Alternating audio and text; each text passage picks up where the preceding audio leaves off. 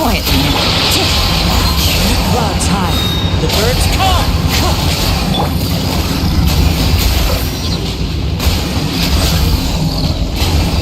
Smile! Hard-hitting exclusive! Wind strike.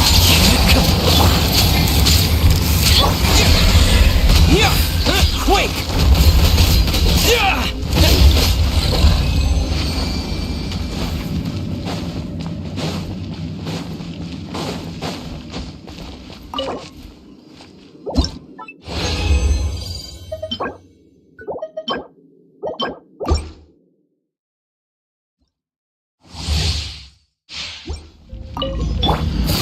Busted! Game's up! Time's over!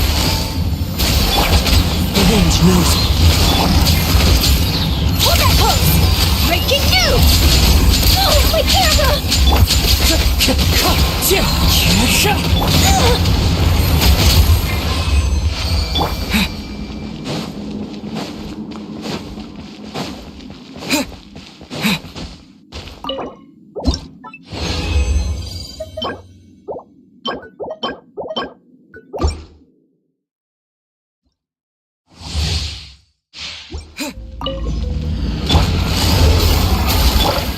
One with nature, as one with wind and cloud. Gotcha!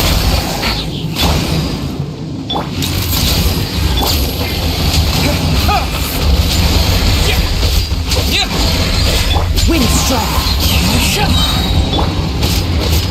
Terra smash.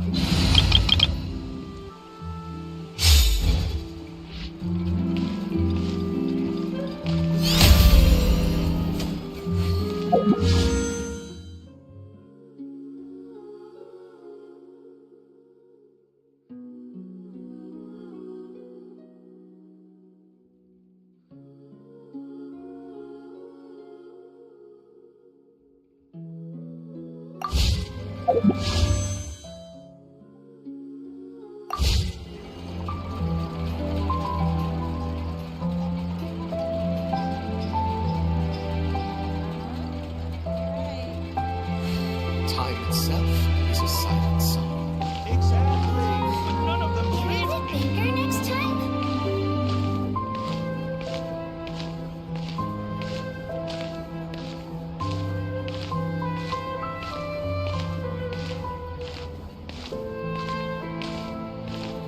There'll be an extra fee for that.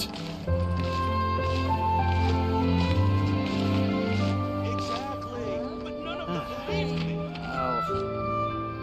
I'll think about it.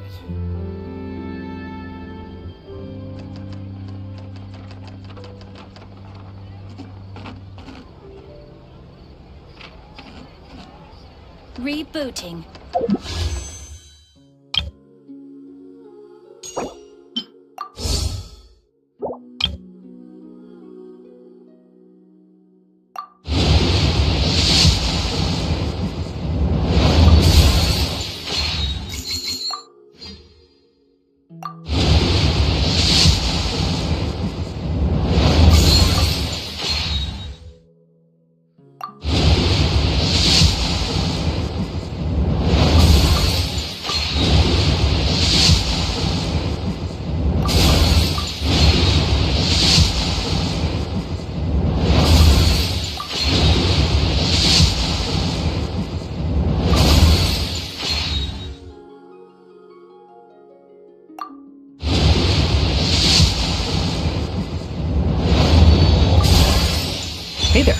I'm Itlua, leader of the Lightkeepers Investigation Squad.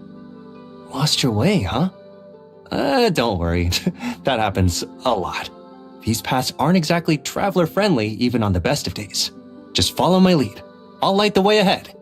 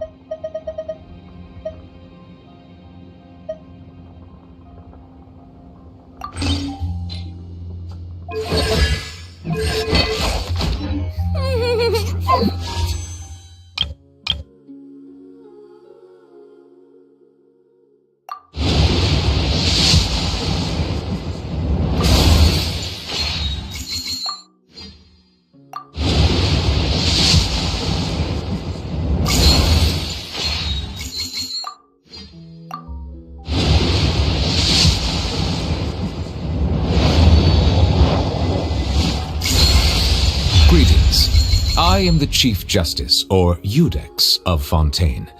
But you may simply address me by using my surname, Neuvilette. Not because I wish to keep my distance from you. No, I am merely conscious that being overly familiar may bring the impartiality of the judiciary into question in some people's eyes. If you have any requests or concerns, then, to the extent permissible by law at least, we can sit down and discuss them together as we partake of some imported water from Chaoyin village.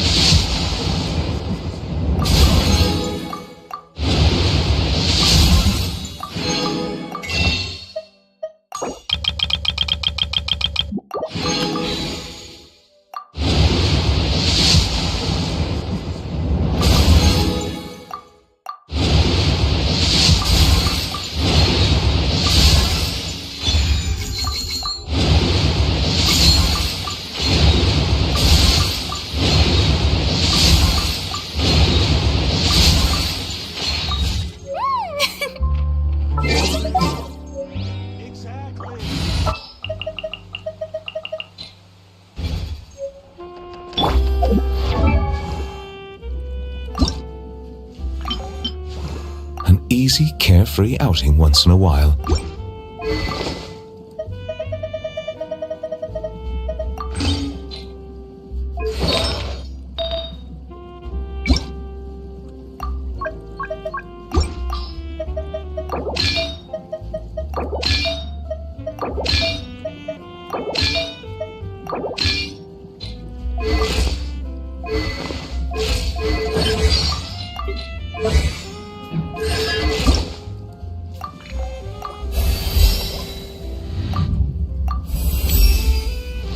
I'm a little more familiar with you now. I can match your movements.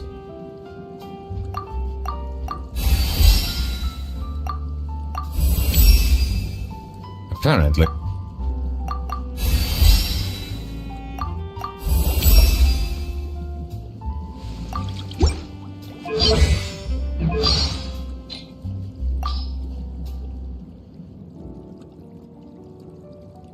Apparently, I'll have to show a little more of my true capabilities. I did not realize that you had such a penchant for getting into dangerous situations.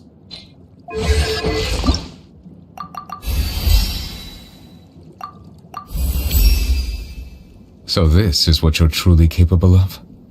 Then I shall have to get serious if I wish to catch up with you.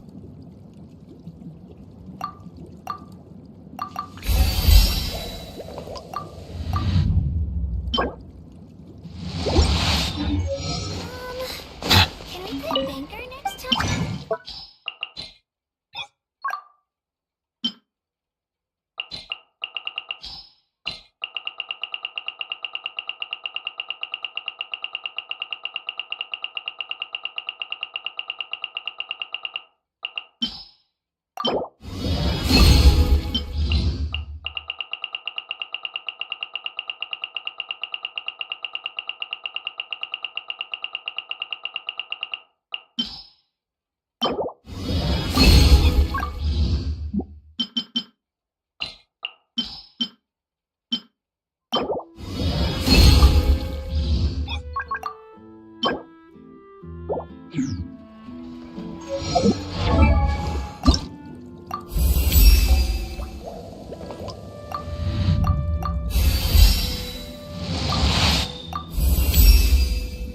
Now that I have reclaimed one of the 7 authorities from the hands of the usurpers, I have regained my true form. I am now a fully fledged dragon, powerful enough to judge the rest of the gods. My final destiny is to judge the usurper king in the heavens above. But until that time comes, I will lend my power to you.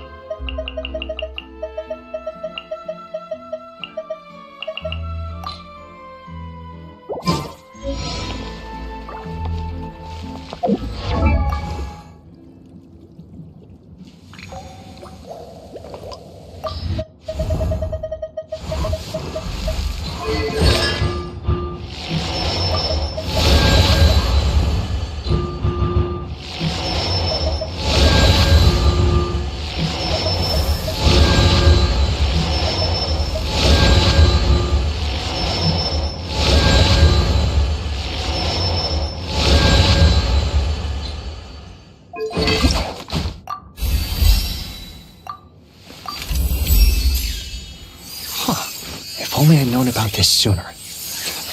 Now that's what I call a game changer.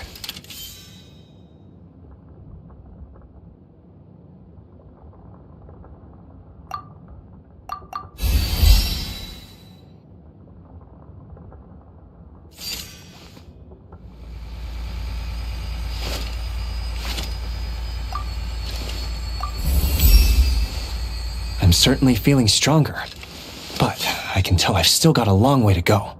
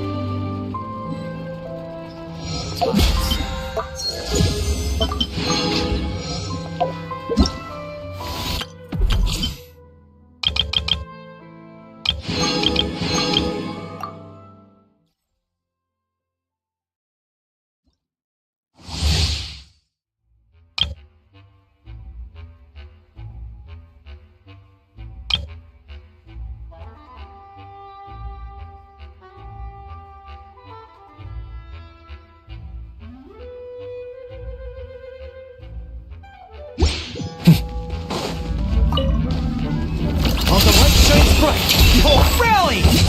Advance! Look, the rainbow! Lofty wisdom will show us the way! Change of plan. Like the dust.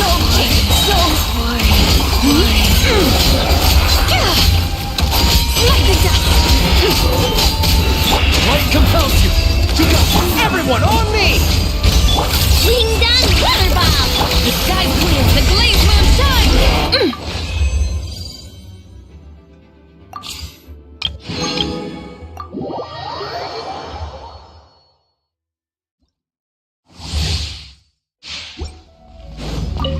Bow your head. Absorption test. Swirl. Mark 2. Ready, go! Midnight fantastic. Let the mighty be humble.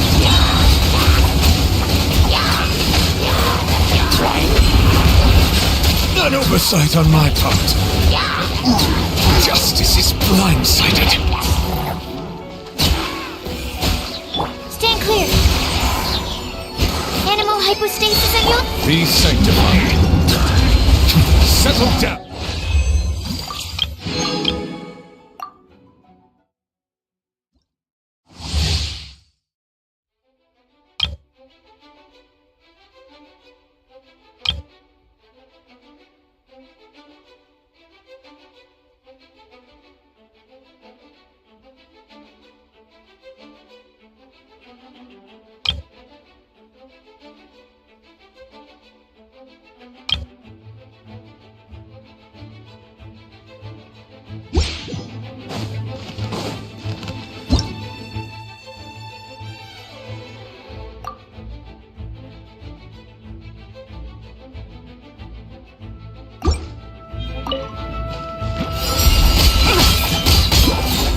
Lofty wisdom will show us the way!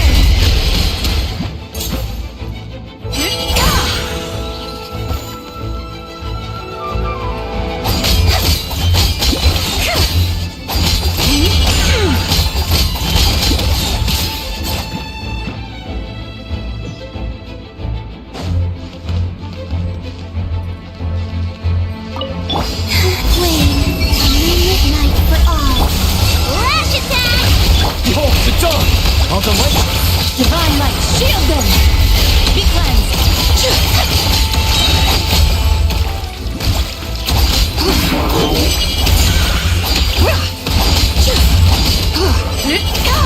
Three moons converge.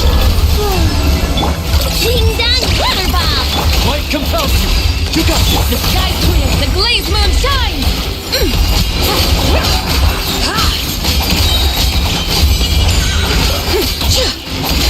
Light the dust!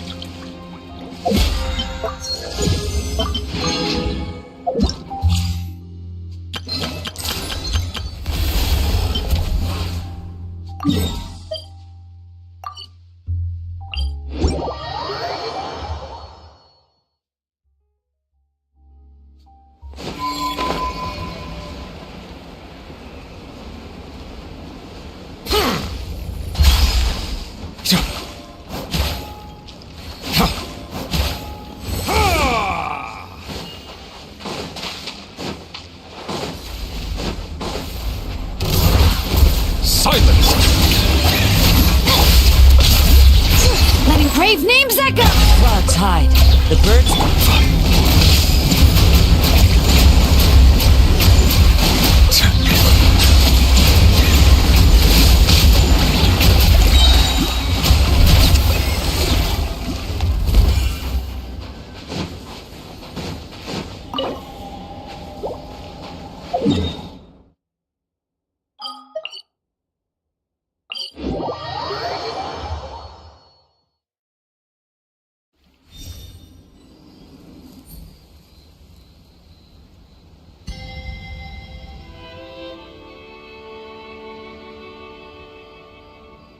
I see the value in my own work, but I also see the meaning in all the endeavors of the people of Fontaine.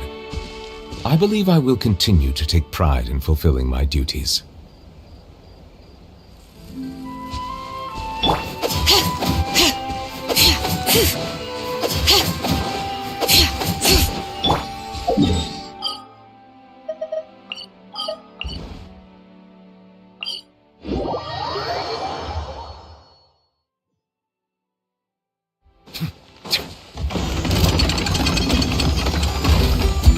Bow your head to the tides beckon. Let my name echo in song! Alright. Let the mountain's veins boil!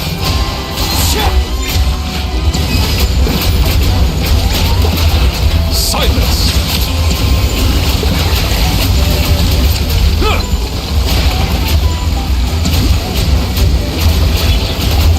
Alright. Yoo-hoo! Be sanctified. Settle. Hear the echoes of the valley!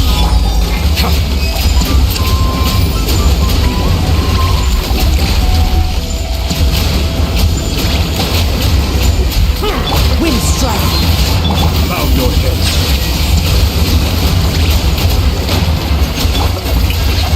Time to shine! As one with wind and cloud. Letting brave names echo! The tides beckon. Silence!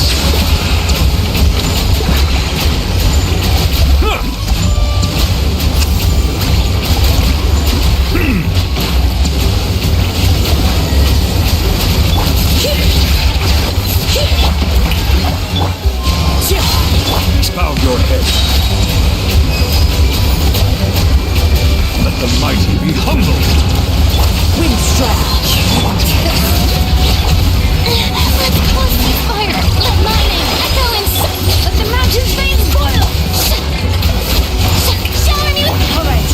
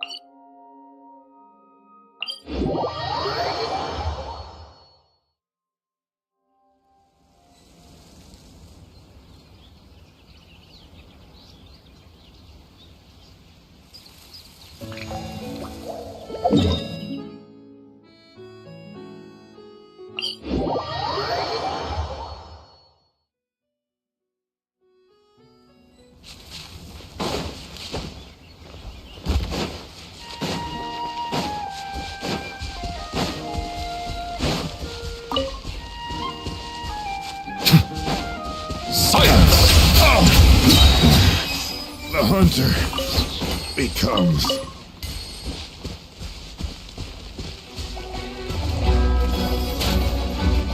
Bow your head.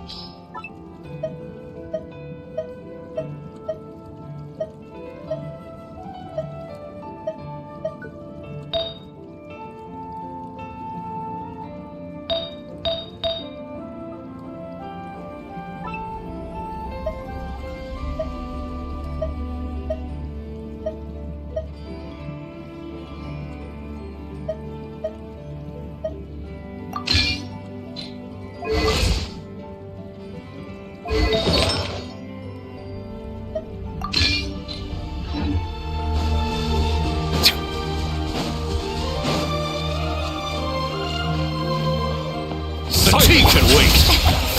Let the world collide! Letting brave names echo! Fallen leaves, adorn. Be sanctified. Bow your head.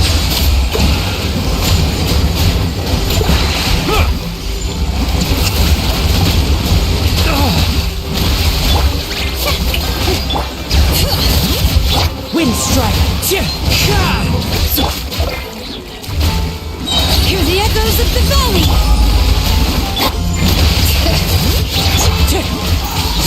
Silence! An oversight on my part. The tides beckon. Yoo-hoo! Time to shine! Clouds high. The birds call. Wind strike. Letting brave names echo! Peak physique.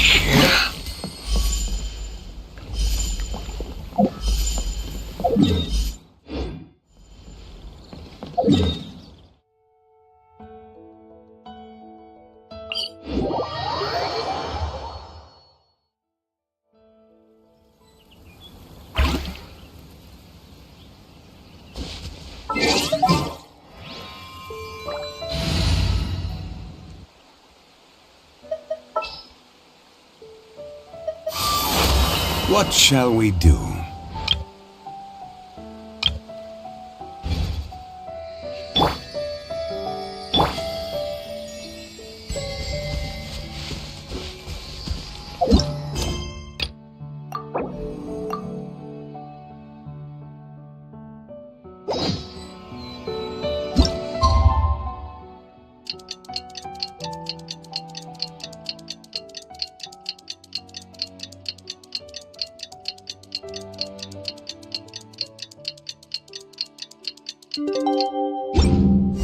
Melu's It's time to meet back up with Xiao. Let's head to Mount Altsong. caused them.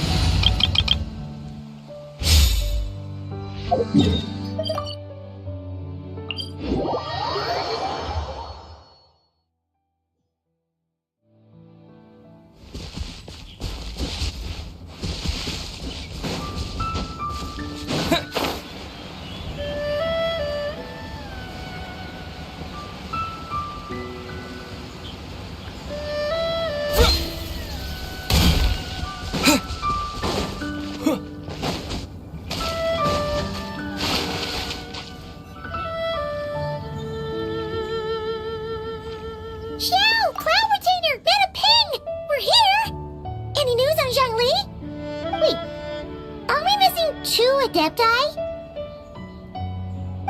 Well, Shenyun banned Mountain Shaper from Mount Outsong for 3 days. Oh, then what about Mooncarver? The scheme to plant mint in one's abode was one those two fools devised together?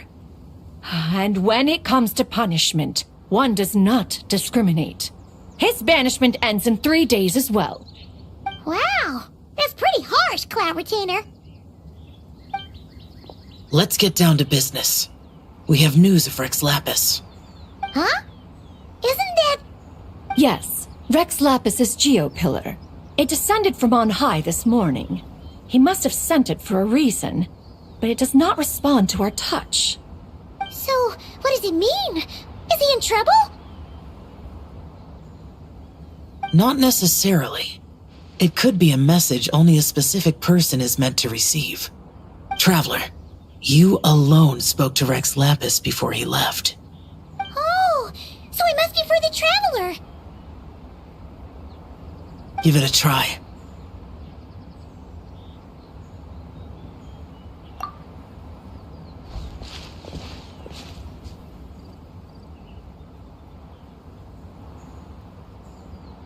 Come to the spring on Mount Qingze. I have left an entrance for you.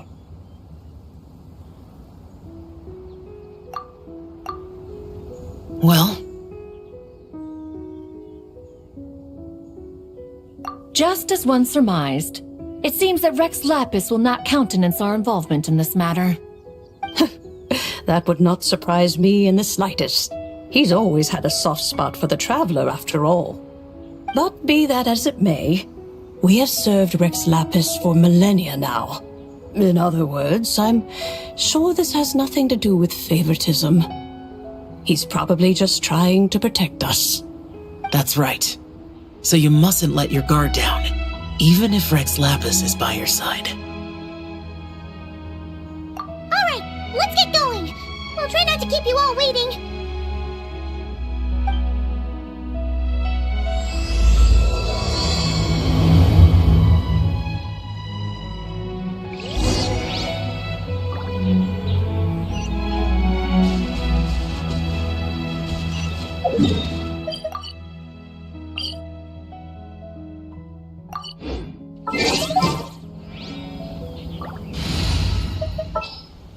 What shall we do?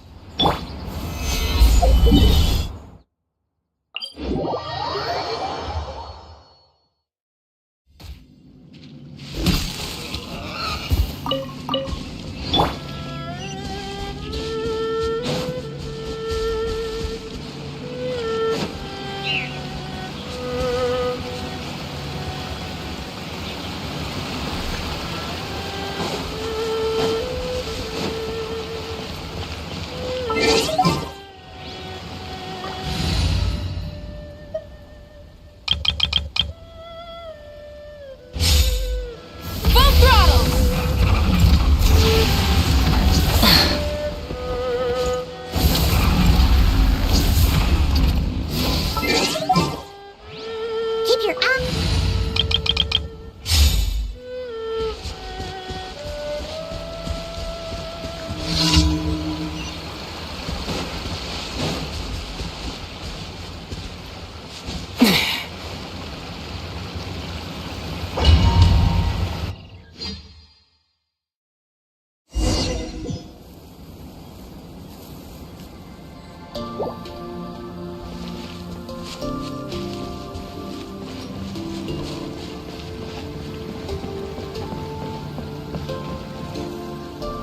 Who could have imagined that the once mighty Geo Archon might end up so, sitting on a humble stool in the woods, quietly weaving moon lanterns? You really do look like an old man now. This is a Shao lantern, not a moon lantern. In ages past, when the gods waged war and the world was in turmoil, these lanterns were lit to guide fallen warriors back to their homes. Had you tarried in the mortal realm for but a little while longer, you might have become quite accustomed to them. Even so, It bears such a striking resemblance to the moon lanterns they used to offer up to the heavens. Could this truly be mere coincidence? Perhaps in some sense it is, yet in another it isn't. For instance, who is to say that some of Langan's magnificent jade did not become part of the very foundations upon which Liyue Harbor now stands? It is conceivable that this ritual was transmitted in such a manner too.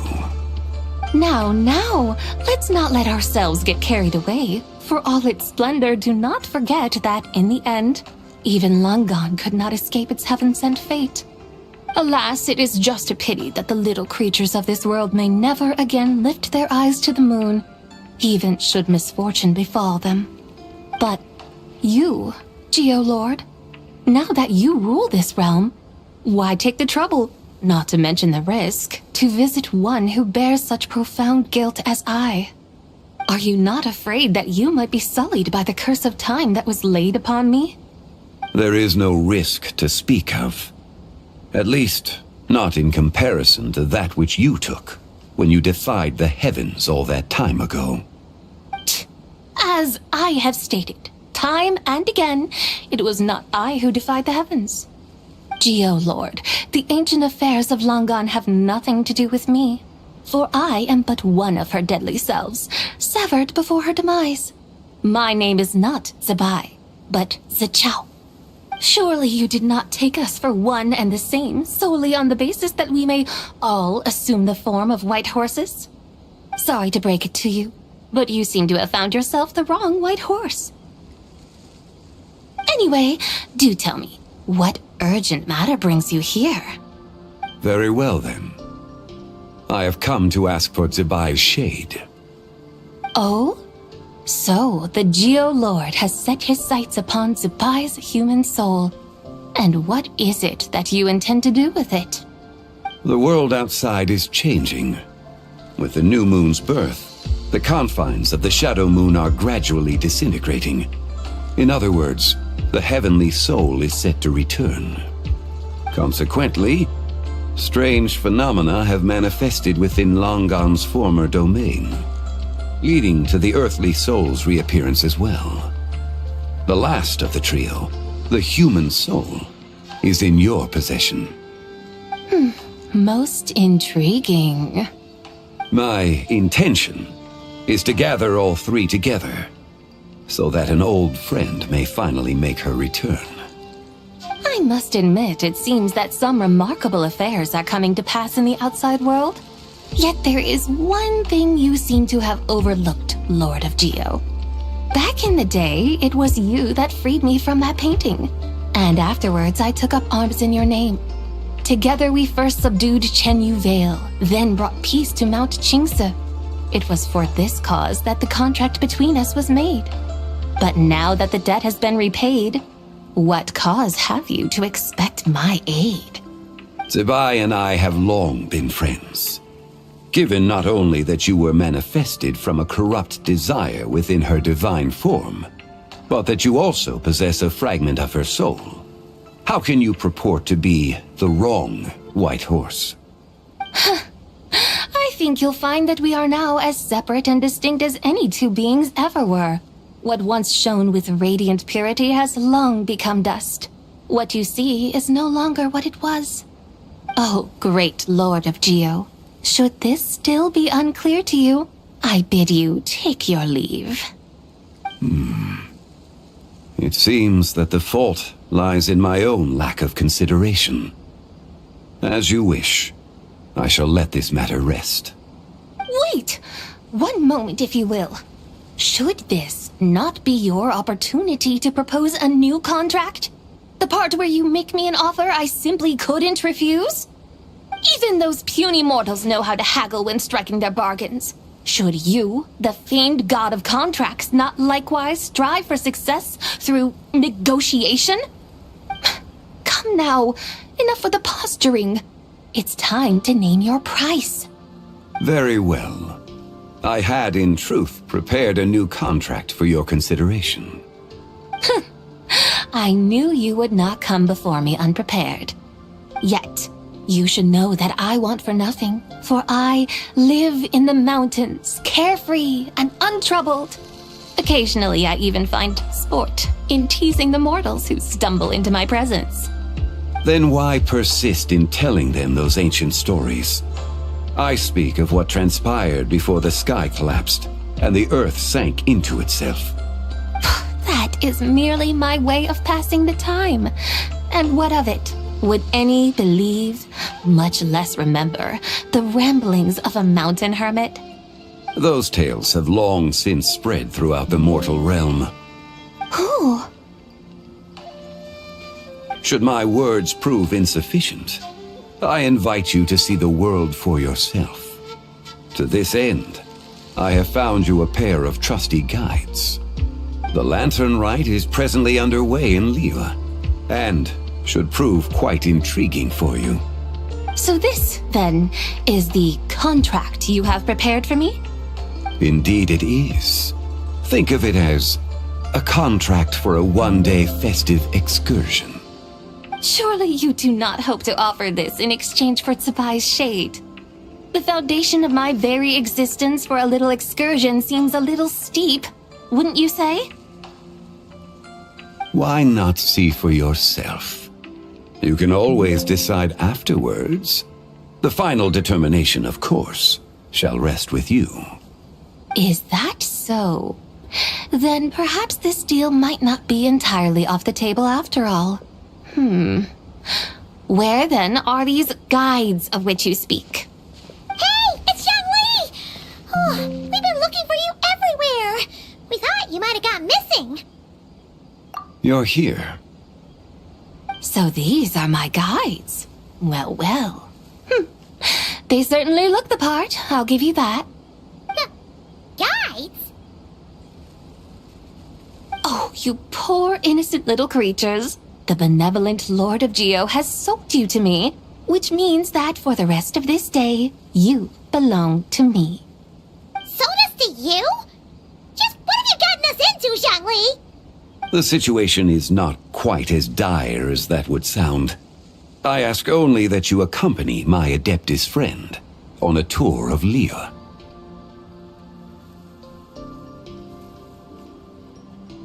I would suspect that depends on how well you entertain me. Entertain you? Let us start with this Liyue harbor of which I have heard so much. Nowhere is quite so fascinating as a place teeming with little mortals. How come this Adeptus sounds so different from what Paimon imagined?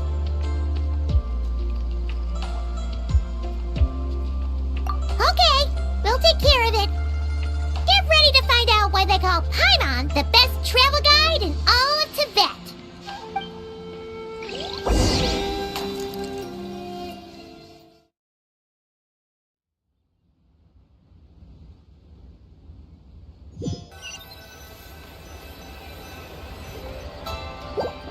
Look! We've arrived at Liyue Harbor! Not only is it Tibet's busiest port, it's also the beating heart of Liyue. So, dear Madam Adeptus, where would you like to go first?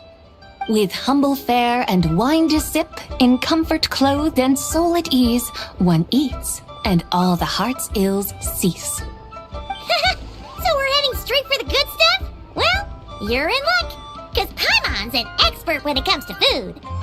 There are two main cooking styles in Liyue. Li cuisine, which is all about mountain delicacies, and Yue cuisine, which is centered on seafood. The most famous restaurants are Liyue Pavilion and Shinyue Kiosk. Oh, now Paimon's starting to drool. Guess our only option is to go try them both. 2 meals back to back. Both sound like excellent options to me. Are these the kind of establishments that most people might visit on a regular basis? Not exactly. Both Li cuisine and Yue cuisine are known for their pricey ingredients. Definitely not what you'd call the budget options. But don't you worry about that. Just think of it as Zhongli's little treat. Come on! Aren't you supposed to be pals with Hu Tao? I'm unsure we can afford to spend a little more of her mora at least. Hey!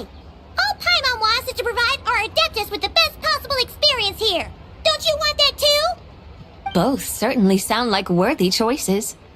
Just now, though, I happened to see a porter pass this way. Where might individuals like him go to eat? A hungry porter, huh? Oh! Paimon knows just the place!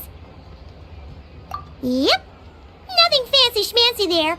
Just tasty dishes made with simple ingredients in a variety of different styles. Most importantly, it's great value for money, too. No wonder everyone loves it, huh? Oh, and the owner happens to be a good friend of ours, too. One mean restaurant. Yes, even the name itself feels lively and down to earth. All right, let's make it our first stop. Yippee! That's a great choice, too. Alrighty, let's head over there right away. Paimon can't wait to dig in. Wamin Restaurant, here we come.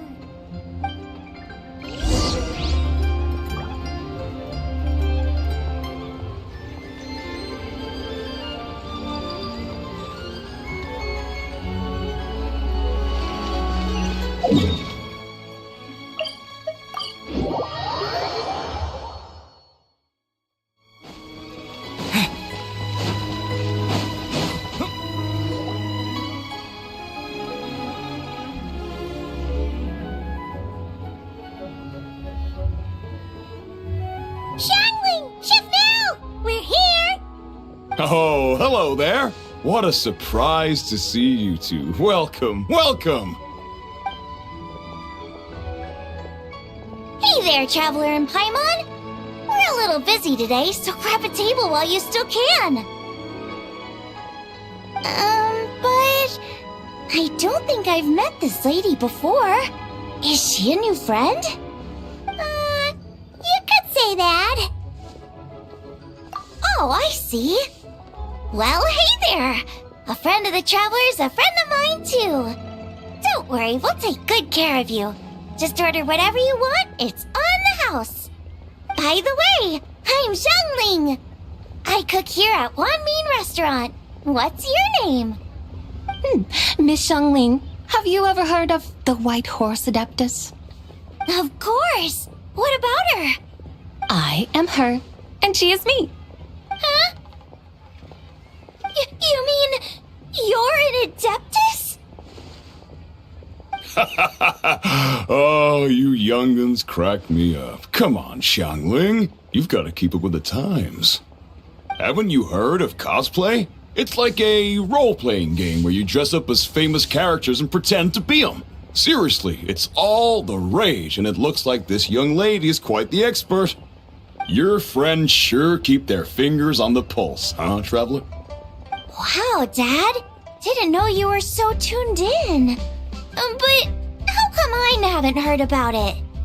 You gotta listen to our customers. Didn't I tell you to spend less time chasing after wild vegetables and more time making friends?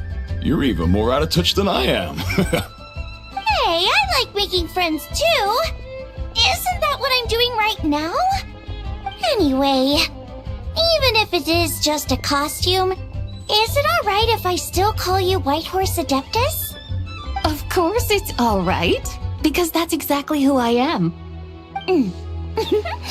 Okay. I can see you're really committed to the role. How about I call you the real White Horse Adeptus instead? In that case, you can call Paimon the real Traveler. You're right. You could have at least switched outfits. Puny mortals. Nevertheless, I suppose it might be amusing to indulge in your little charade for a while at least. All right, go grab yourselves a table. I'll come take your order in a bit.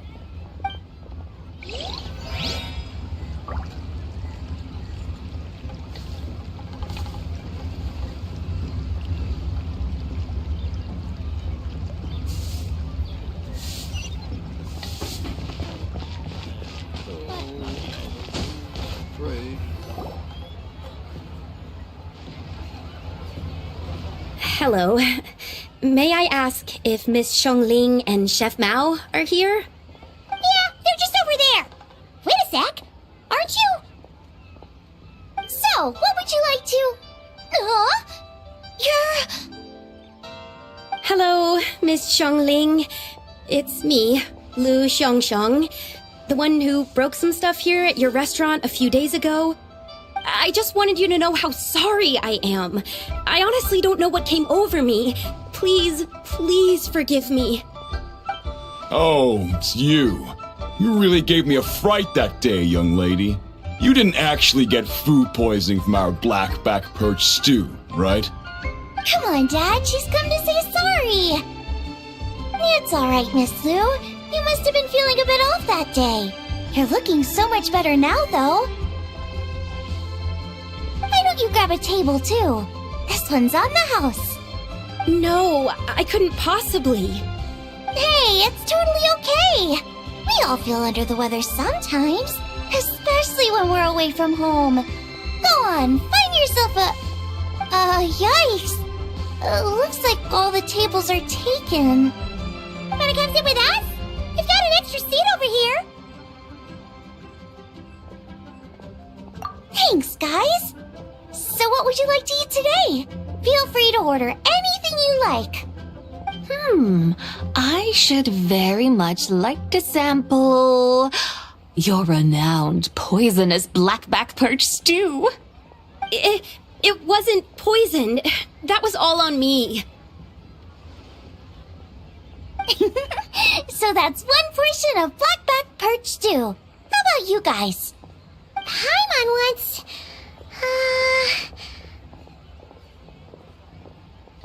Sure thing! Looks like Paimon's having trouble making up her mind. Anyway, I guarantee you'll love it. Let me think. Well, since the blackback perch stew is on the spicier side, I guess it makes sense to balance it out with a serving of stir-fried shrimp. And since it's lantern rite season, you better try out the triple-layered consomme and come and get it too. Those are our seasonal specialties. As for the carbs, since we've got a full table, how about some right at home? Along with our special chili mince cornbread buns. Trust me, you won't be disappointed. Then for dessert, I'll whip you up some Lucky Snow Delight. I just came up with it a few days ago, and I can't wait for you to try it. Wow! Sounds like quite the feast. Looks like Paimon's in luck today. Am I the only one who thinks that's way too much? Not at all. Don't worry, I know what I'm doing. And to top it all off, our star dish, Adeptus Temptation. You should know that we don't often serve this here at Wanmin Restaurant. But since this is my first time cooking for the White Horse Adeptus, I'm pulling out all the stops. Okie dokie, just sit back and relax. I'll have your dishes out in no time. Hold on. Did I just hear Miss Xiongling mention the White Horse Adeptus? You did indeed. And you're looking right at her. That's a joke, by the way. She's cosplaying. Oh, I see. Phew, almost believed you there for a moment. Tell me, little one, what business might you have with the White Horse Adeptus? It's a long story. Basically, a while back, I took part in an archaeological dig over at the chasm. While we were there, we discovered a number of relics. Our findings show that they date back to the era of Long Gone, an ancient nation whose people are said to have been the ancestors of some of the modern-day inhabitants of Chenyu Vale. And why might such matters concern the White Horse Adeptus? Because some of those relics not only seem to contain textual references to her, but even depictions of what she looked like. There have long been legends claiming that the White Horse Adeptus was a deity of that era, but there are plenty of other theories out there too. If I could just locate some more detailed records, I'm sure we'd be able to find out so much more. So you're into history? Well, to tell you the truth, I actually joined the archaeological team by sheer accident. But once I'd started down this path, I knew that I wanted to make something of myself. Recently, though, things seem to have taken a turn for the worse. I still can't believe I caused such a mess and even ended up hurting someone. Oh, so you're considering becoming a martial artist now instead? No, I mean, they weren't seriously hurt. It was just a few scratches, and they let it go after my mother compensated them. Either way, my career's pretty much over. And even though both the victim and the Ministry of Civil Affairs say they won't be pursuing the matter any further, my father says he's going to punish me according to our family rules. Family rules? Yeah, he's decided to ground me. I'll have to return to Chaoying Village after Lantern Rite, and goodness knows when I'll be allowed to leave again. Wow, that's harsh. Sounds like the kind of thing only rich, super traditional parents would do. We're not exactly rich, though. All we own are a few tea fields in Chaoying Village and a guest house in Liyue Harbor. A guest house? It isn't Baiju Guest House by any chance? Yep, he's my grandfather. So, you've heard of the guest house before? Small world, huh? Come to think of it, didn't Boss Fu mention something about hoping that the White Horse Adeptus would show up and let her divine power be known? Sure, but Paimon's guessing this wasn't exactly what he had in mind. Little one, it sounds to me that your family is rather well off after all. What then drew you to archaeology? Why subject yourself to such unnecessary hardships? Even if I stayed at home, there's no guarantee I'd lead a nice, easy life. Just look at my father. Recently, my grandfather put him in charge of the guest house, and he came up with a bunch of ideas right away, starting with changing its name.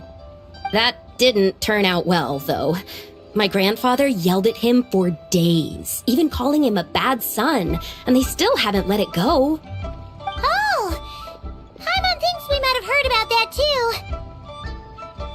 Long story short, being dependent on others is never fun.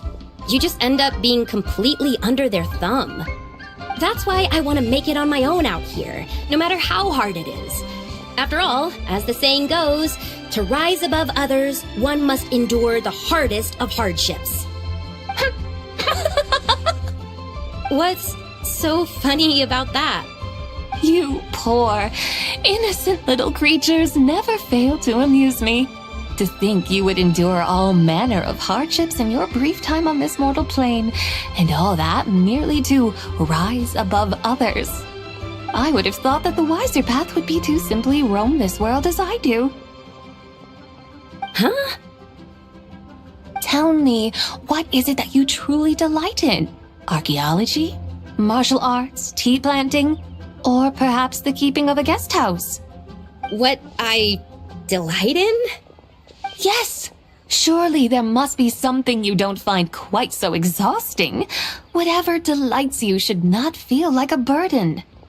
But do things like that really exist? Of course! Take Miss Xiangling, for instance. I defy you to detect even a hint of hardship on her face when she wields her walking spatula. So, since it seems you are resolved to tread the rocky path, you should strive with all your might to pursue that which brings you delight. You mean, like cosplay? I suppose you might say that. Looks like the White Horse Adeptus is really getting into her role. I think I get what you mean then. Maybe I should have a chat with Miss Xiangling before I head home. Okay, everyone. Sorry to keep you waiting. Here's your food. Wow. It all smells so good. Oh, finally! I get to try that famous poisonous stew. Hey, didn't you hear what Shang said? It wasn't the stew. If anyone's to blame, it's that other you. What's up? How fiercely this mortal fare burns upon the tongue.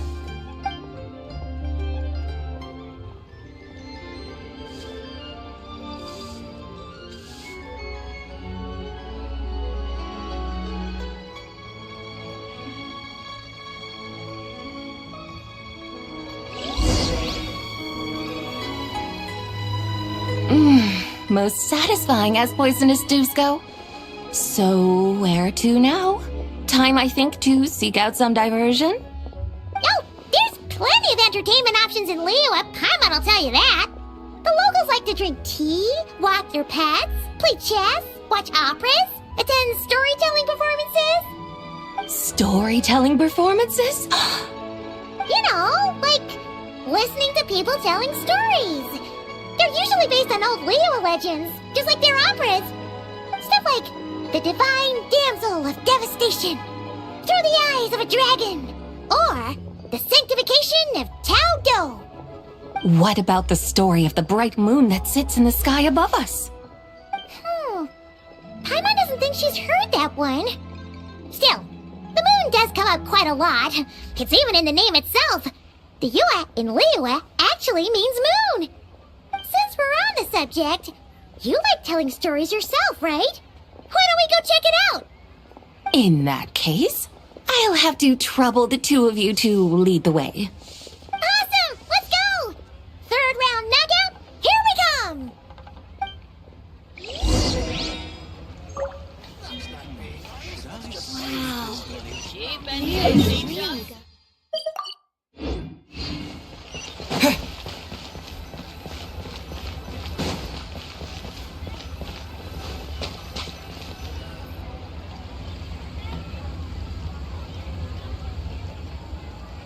What a tongue twister! I'd have made a complete fool of myself if I tried to say it on stage without practicing it first. Huh! Call yourself Iron Tongue, Tien. Wobbly Tongue, Tien, more like.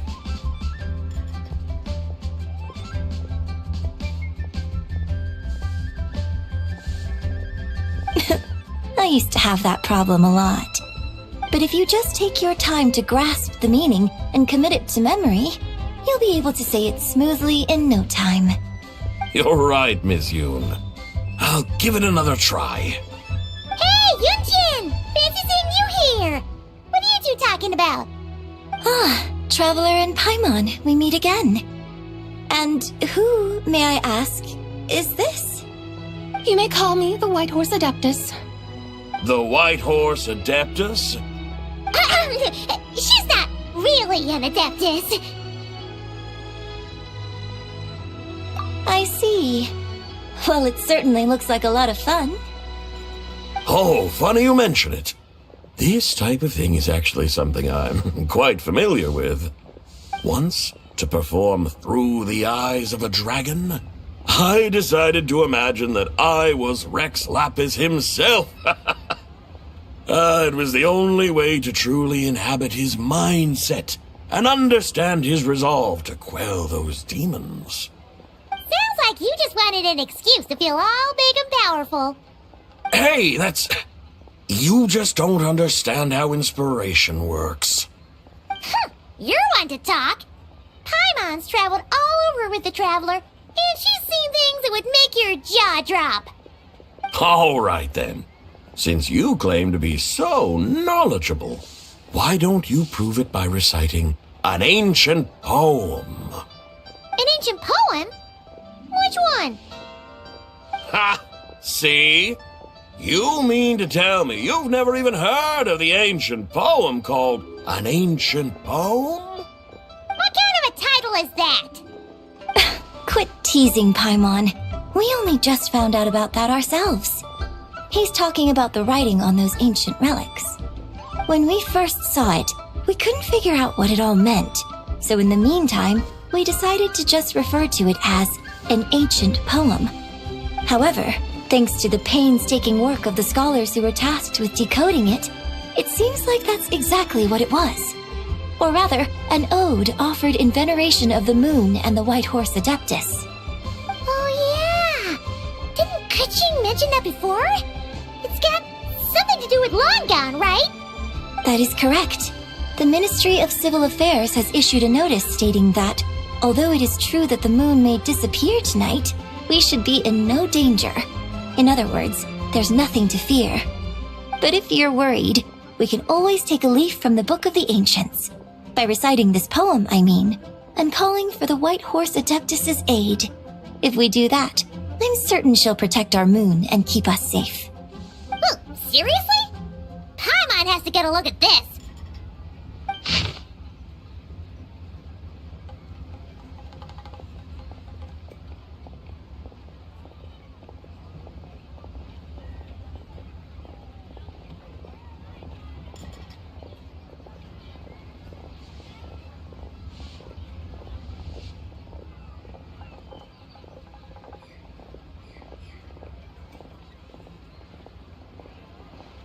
Under moon eternal, in radiant night, a maiden grants silk, soft and light?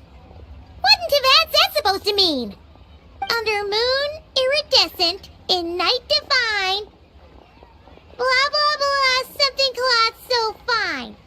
Something about fields being plowed, something else about seeds being sown from the earth. Seriously? What is this? The fields are plowed, the seeds are sown, and from the earth, life is grown. Whoa! You did that without even looking! Bravo! Bravo! We have an expert in our midst. Looks like this young lady really does know her role inside out. If I didn't know any better, I'd have taken her for the real deal. That's because I am the real deal. That's the spirit. This is exactly the kind of mindset I was talking about. Behold, mortals, I am none other than the indomitable Rex Lapis himself. Kneel before my godly splendor. Believe me, young lady, I know exactly why you do it. Back in the day, I was just like you. I must say you are rather amusing as mortals go. Miss White Horse Adeptus, it is a great pleasure to make your acquaintance today. I have some questions regarding the poem, and I was wondering, perhaps, if you might be able to shed some light on it? You want me to explain the full meaning of its verses? Your guidance would be much appreciated. Fascinating. Tell me, do all the people of Liyue still express such reverence for the ancient ways? Well, it's true that we hold a deep fondness for our history, but it is hardly our only pursuit. One of my good friends, for instance, is even more devoted to the modern Fontanian art of rock and roll. Exactly! And don't forget, great practitioners of the role-playing arts walk among us too. People like me and you, young lady. Yes. So rather than placing too much emphasis on our reverence for the ancient ways, it might be better to say that here in Liyue, 100 passions bloom, each with a voice of its own. I see.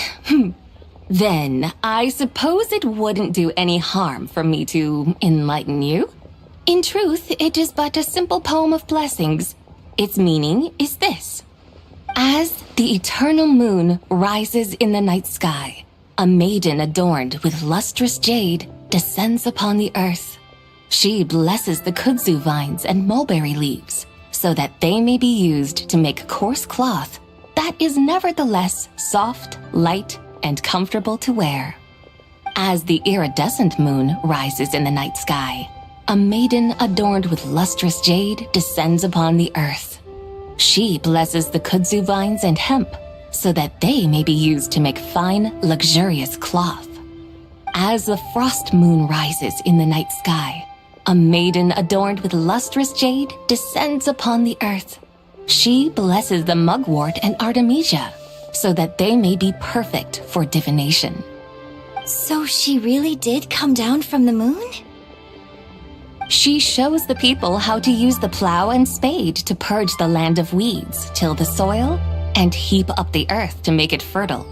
Then with the hoe, she teaches them to sow their grain, bestowing the promise of life upon every seed. She blesses the millet and the beans, ensuring that their stalks and vines stretch forth without end. She graces the wheat and the rice, so that their heavy heads are filled with plump, glistening grain. Sounds like she's a real pro at all this farming stuff. The fruits of the field are harvested and brewed into sacred wine for honored guests. This we reverently present to the divine maiden, with every ceremonial step flawlessly observed, so that she may witness the depth of our piety and respect. Oh, divine maiden, how can your graceful presence in the sky not seem like that of a fairy descending from the heavens? Oh, divine maiden, how does your pure and radiant form not resemble the guardian spirit of our land? I send my heart's desire, ascending to the heavens, beseeching you to grant us good fortune and blessings in the coming year. Huh? So, that's what it's supposed to mean? I find myself speechless, moved beyond the power of words to convey. Oh, young lady, you have shown me the heights to which a true role player might aspire. A truly remarkable performance. I did not anticipate that anyone could unravel this poem with such depth and clarity, and so soon after the Ministry of Civil Affairs noticed, too. I'd even begun to consider myself somewhat versed in the matter, but as they say, there's always someone more knowledgeable out there. Allow me to extend my thanks to you, Miss Whitehorse Adeptus. You are far too humble, young one. I must confess, it is I who have been surprised, not only by you, but also by this Liyue harbor of the present day. Ah, so you're not from Liyue. And what, may I ask, has surprised you about it? Oh, it's nothing really. Just some old memories scattered here and there. Very well, my guides. I suppose it is time we set forth on the next part of our excursion. I'd like to go see that wharf now. What say the two of you? No problem. We'll take you wherever you want. Oh, leaving so soon? Before you go, allow me to introduce myself. I am Yunjin, director of the Yunhan Opera Troupe. May I ask your name in return? My own name is scarcely worth mentioning, but since you asked, perhaps I'll tell you the title of that poem instead. Huh? So, it isn't actually called an ancient poem? Of course not. Its real title is Odes of Long Zabai. Odes of Long Zabai. All right then, until we meet again.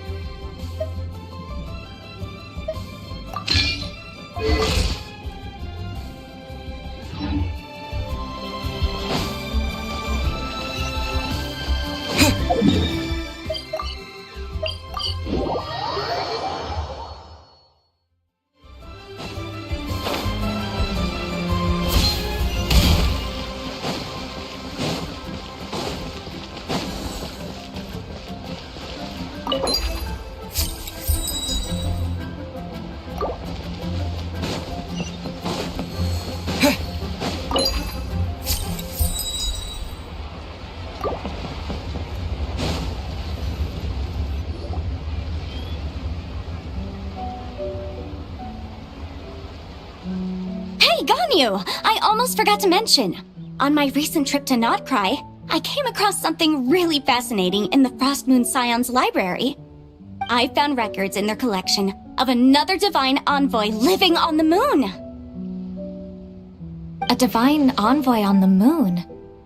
You don't think it could have been referring to the White Horse Adeptus too, do you? No way to say for sure. Still, the similarities between our legends are intriguing, to say the least. Isn't it amazing? Especially when you consider how far apart we are. It truly is. We might live in different lands, but when we look up at the night sky, we all see the same moon and stars. Right? It's like we're all bound together, no matter where we are. When you think of it like that, it's almost as if our friends from other nations will be right here celebrating with us. Isn't that a wonderful thought? No wonder you were so excited to go see the giant lantern when you first got back. Sounds like you're a real fan of the White Horse Adeptus, huh? I guess you could say that. Just a pity she's so elusive. Even Granny's never met her, you know? Maybe she really is just a legend after all. Hey, Yanfei and Ganyu! Trust, Paimon. The White Horse Adeptus is as real can be. Huh? Oh, look! It's the Traveler and Paimon! Feels like I haven't seen you two in, like, forever. Happy Lantern Rite. It's so good to see you again. Hey, you two. Happy Lantern Rite. Did I hear you right just now, Paimon? Does that mean you've actually seen the White Horse Adeptus? She has indeed. And now, so have you. And you are? Why, who else? The White Horse Adeptus, of course. Could you maybe start with something else next time? You're the White Horse Adeptus?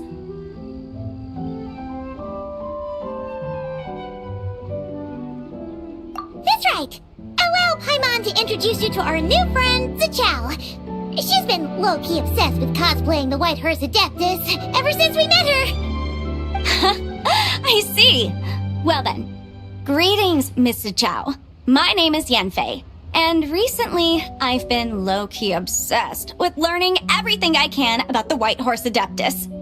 I'm sure the two of you will get along like a house on fire. Oh, and by the way, I'm Ganyu. So, Miss Zichao, you must be here to see the giant lantern too, right? A horse-shaped Zhao lantern? Is that what I think it is? That's right. A lantern made to honor the White Horse Adeptus herself. Isn't it gorgeous? Huh? What are you laughing at? Both the lantern and myself. What do you mean? Oh, this lantern truly is an artistic masterpiece. But tell me this. Have any of you ever seen a horse before? Come to think of it, Paimon can't remember ever actually seeing one herself. What about you, Traveler?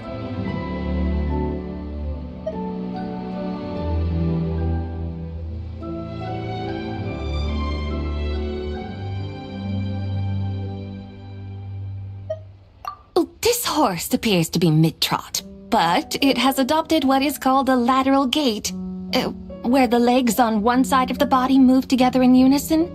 A rather rare sight indeed.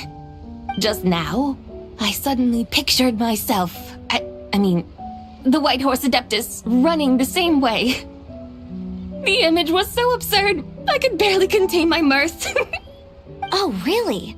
I never knew that. You learn something every day, huh? Oh, come on! It's basically a giant piece of fan art! Who cares if it's different than the original?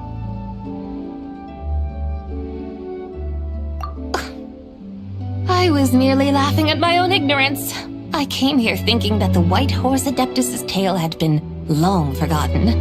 Yet here I am, gazing upon a lantern made in her honor. Well, you couldn't have been more mistaken. There are so many tales about the White Horse Adeptus, I'm starting to lose count. Just off the top of my head. Just so you know, Yanfei, we've heard it all like a million times before. Uh-huh. But there's one thing I can guarantee that you haven't. You mean like a new chapter of her stories come to light? Mm-hmm. And I heard it from Ganyu just yesterday.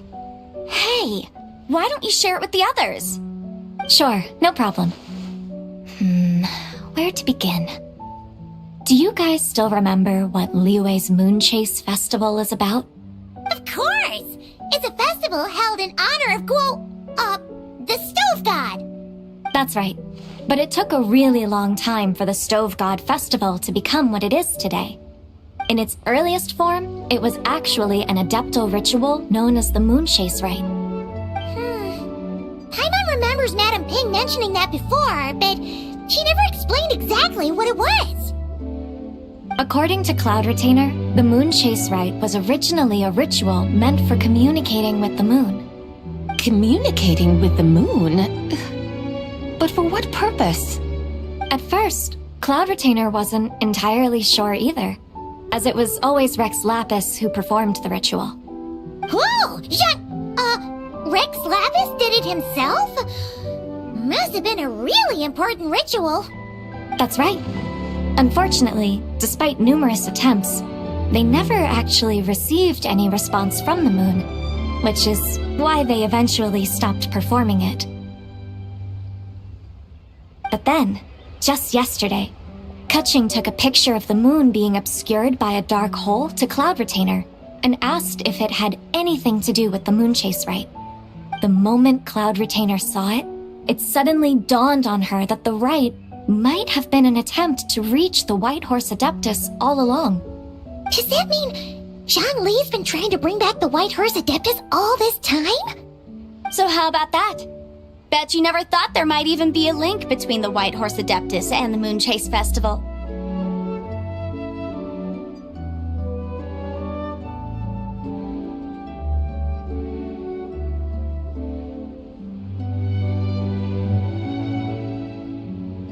If Kaching hadn't taken that picture to Cloud Retainer, we would never have known any of this. This is probably what Kaching was referring to that day when she mentioned there were some ideas she wanted to follow up on. So, Geo Archon. All this time, you've been striving to awaken her. Huh? What do you mean, awaken? Nothing. What I truly meant to say was, this new insight you've provided has been truly eye-opening. Oh, by the way, my trusty guides, I've been meaning to ask, where in Liyue Harbor might one enjoy an expansive scenic view? Huh? We're off to the next stop already? But Paimon's barely done digesting that lore bomb just now. All the more reason to find the right spot to let it sink in. Oh, so that's what you're up to. A tour of Liyue Harbor? In that case, if you're looking for a spot with a panoramic view, I'd recommend Yujing Terrace. That's a great idea. Since the terrace is on higher ground, the sea view from up there's so much better. Great! Well, the lantern ride's about to start, so we should get back to Granny's now. Hope to see you all at the festival tonight. Oh, you're off too? All right then. See you both soon. See you soon.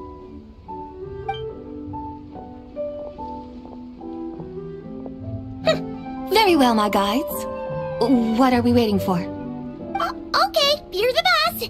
Eugene Terrace it is. After all, the customer's always right. Something else you needed to do?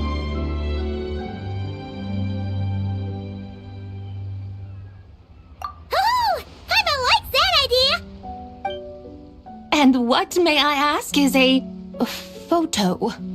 It's this awesome invention that lets you record moments in the blink of an eye. Except, you've gotta try not to actually blink. Oh? What must I do in preparation then? Nothing.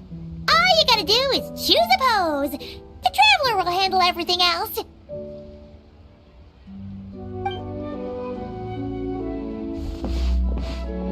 Come on, let's give it a try. Look, we got a great picture. Paimon's gonna call it the White Horse Adeptus meets the White Horse Adeptus in Liyue Harbor. They've even discovered a way to preserve moments in time. Now I truly am curious to witness what else these mortals might accomplish. Very well, let us proceed. Eugene Terrace lies in that direction, does it not? Hey, wait for us!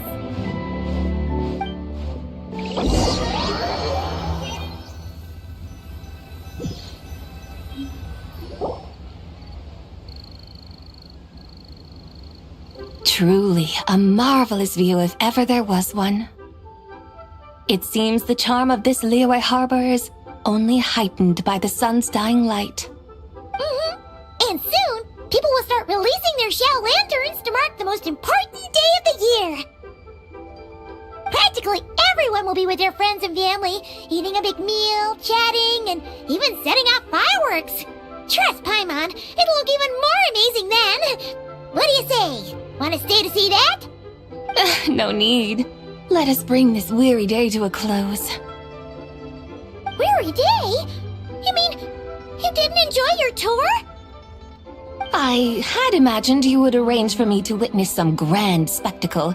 Perhaps the descent of divine beings, the manifestation of the sacred before mortal eyes, or the appearance of a selfless hero come to aid the helpless and downtrodden.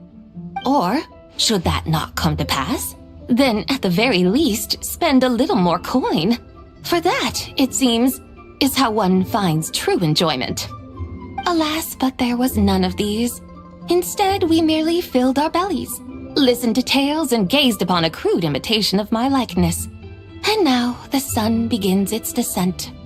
What a day of quiet tedium. Well, we're so sorry. If we'd known that was what you wanted, we'd have done it all differently. It's all that Zhang Li's fault for not making the customer's requirements clear. Well, it's too late now. Do you still believe I would part with that soul fragment, now so intertwined with my very being? But... I knew you were the more astute of the pair. Huh? You were just trying to scare Paimon? It seems the realm of the Geo-Archon has a way of making one more stony-faced. So, you were just pulling Paimon's leg? Of course. I was merely engaging in a little banter with the two of you. Long ago, I shared tales with various mortals who chanced upon my mountain abode. Never did I imagine that those stories would endure. It seems I greatly underestimated them. Perhaps, as your Geolord said, a few pieces of ancient Langan's magnificent jade have truly become part of the very foundation of this land.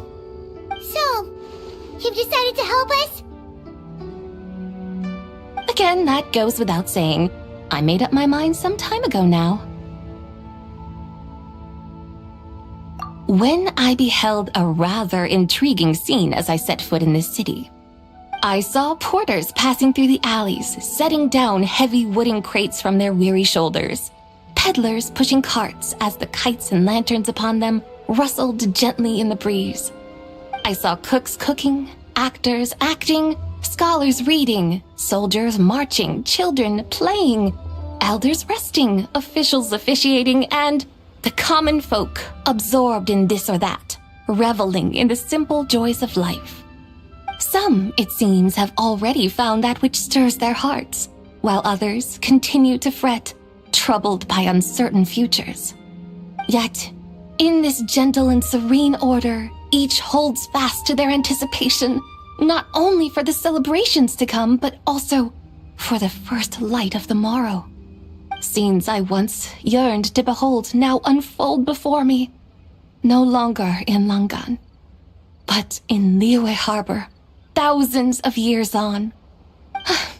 How wondrous is this mortal realm! Thank you, White Horse Adeptus! Thank you so much!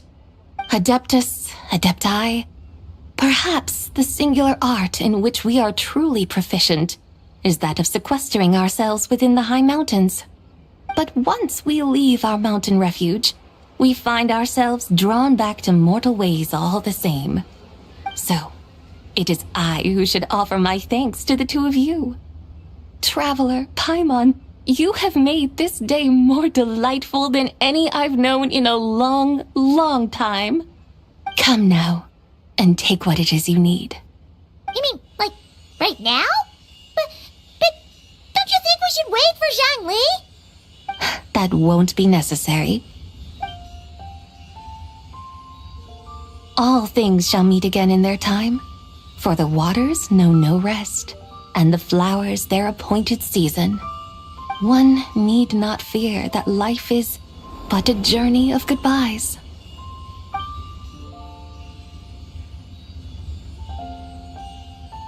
Is she gone?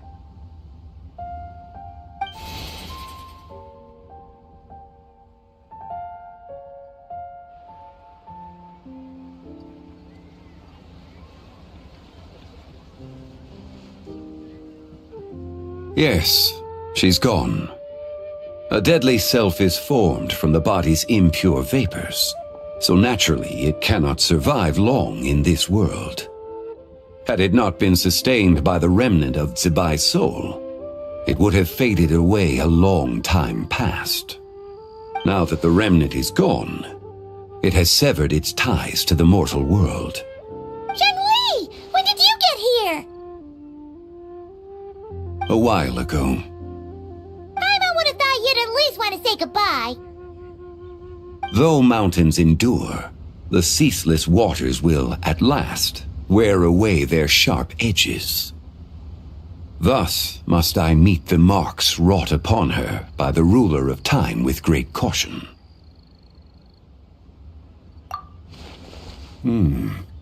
It may be goodbye for now, but someday we will meet again. Really? And when might that be? Who can say for sure?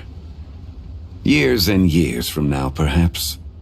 Or maybe tonight, at the Lantern Rite. Are you saying that if the White Horse Adeptus were to be resurrected, she'd still have the memories of the three deadly selves? That she'd still remember us? We will find out soon enough.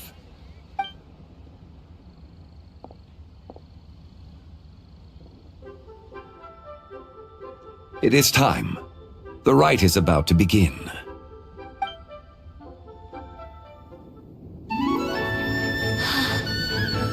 The rite is about to begin. Is the moon really gonna disappear? Got your lanterns ready, everyone? All set. Might be about time to put eyes to the sky. Wouldn't you say, Tianquan? Look!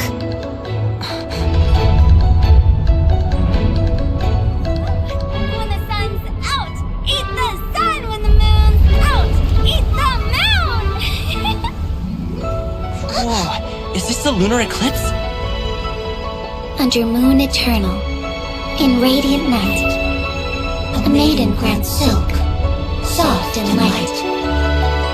Under moon iridescent, in night divine, a maiden grants fiber, cloth so fine. Under moon of frost, in night so great, a maiden grants tools to divine our fate. The fields are plowed, the seeds are sown, and from the earth, life is grown. The seedlings stretch, the crops do rise, and all unfolds before our eyes. Fruits are gathered, sweet wine is poured.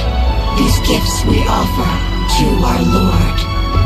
Pure as heaven, so fair and bright, she shines as light in this dark night. And with her does this, wish take flight.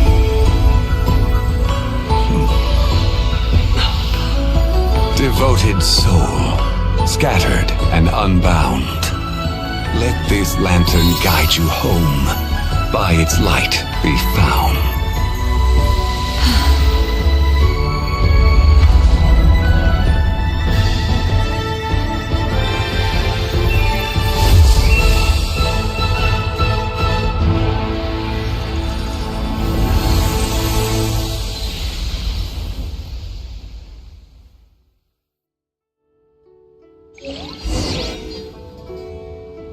we do it? Do we finally get to meet the real White Horse Adeptus?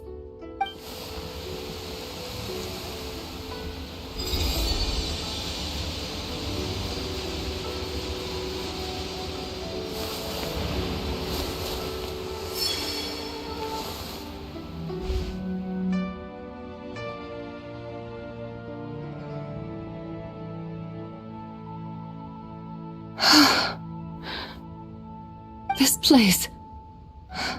Where am I? A familiar land, now known by the name of Liyue.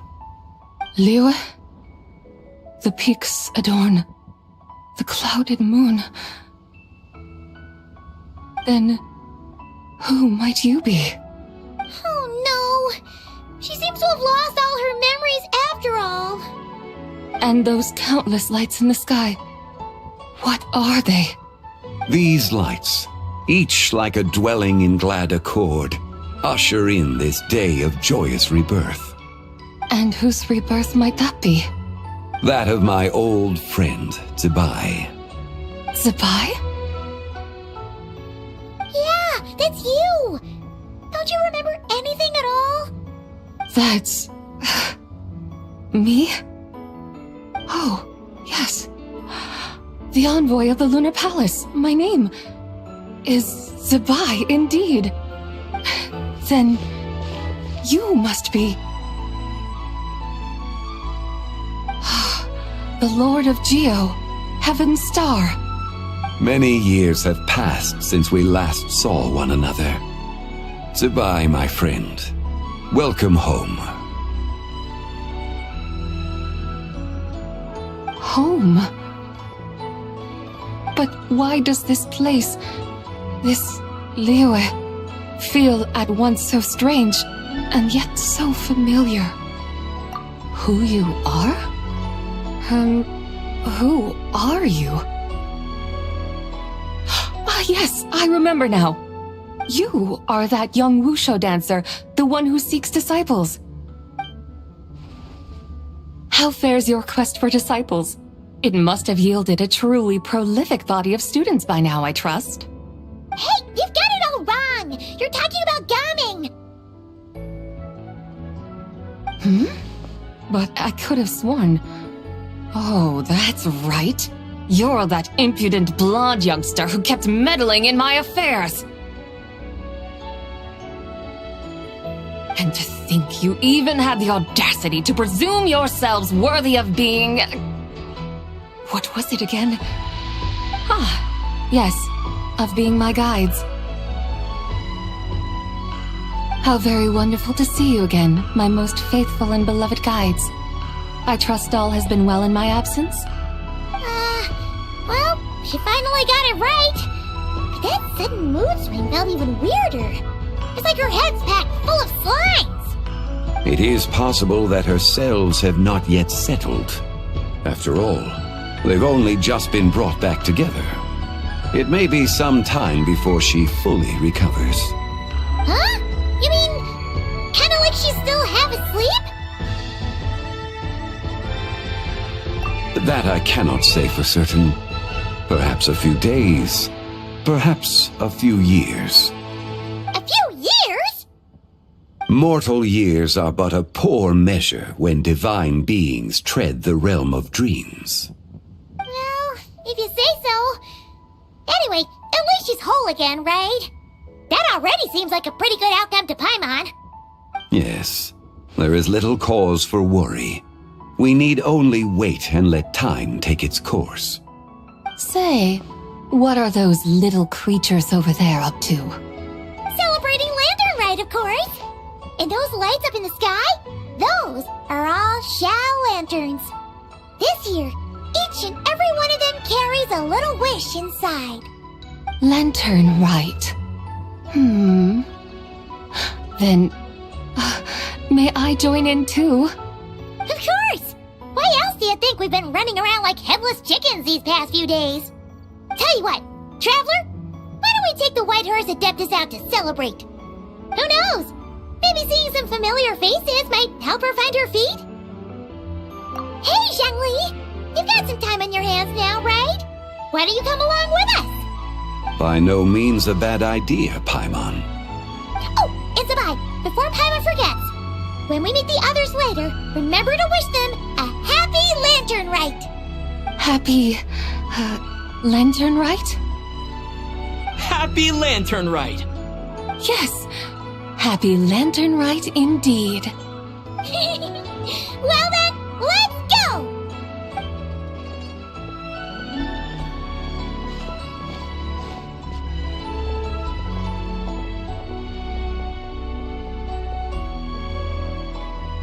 Lantern Rite.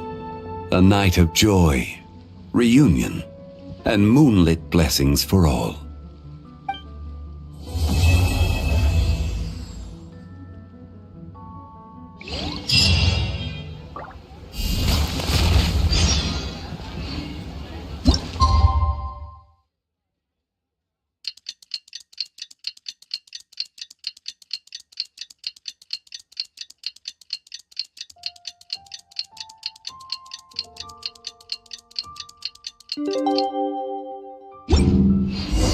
Paimon wonders how the White Horse Adeptus is getting along. Maybe we should check in on her? We could ask Zhangli where she is.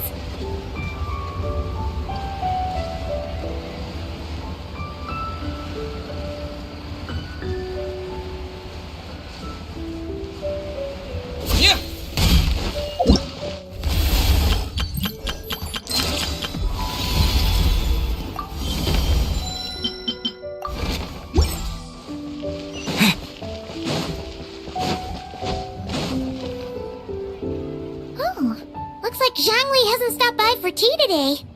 Hey, are you two looking for your friend? Try going up that way. Is Zhangli up that way?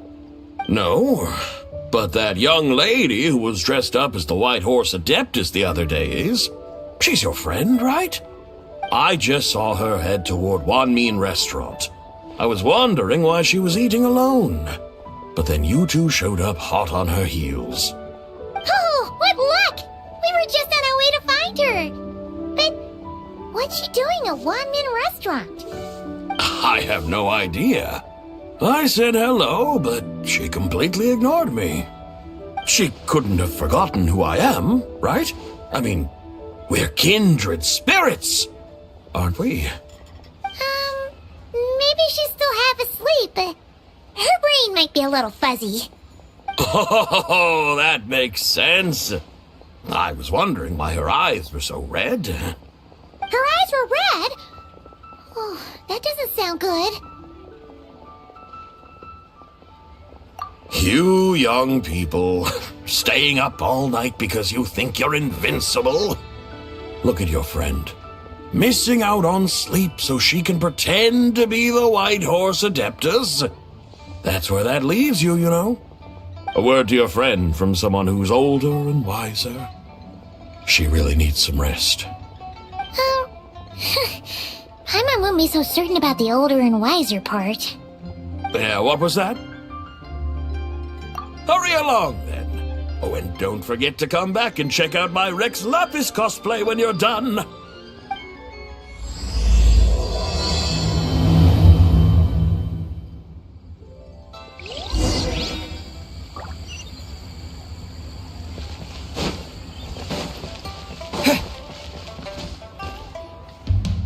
Where's the proprietor? Come out and see me at once! Xiangling and Chef Mao aren't here right now. What can I help you with? And who might you be? My name is Shenhe. I work here at Wanmin Restaurant. Shenhe. Shenhe. Are you that crane adeptus who loves planting mint? It's been a few days. Have you improved your gardening skills? Did you manage to cover the slopes with mint? Mint? I don't know anything about mint. But I am familiar with Qingshen and glaze lilies. Ha! Already casting mint from your mind. How can a practitioner of self-cultivation be so fickle, chasing after every new plant that catches their eye? I'm not sure I get what you mean. Are you delirious from hunger? Would you like something to eat?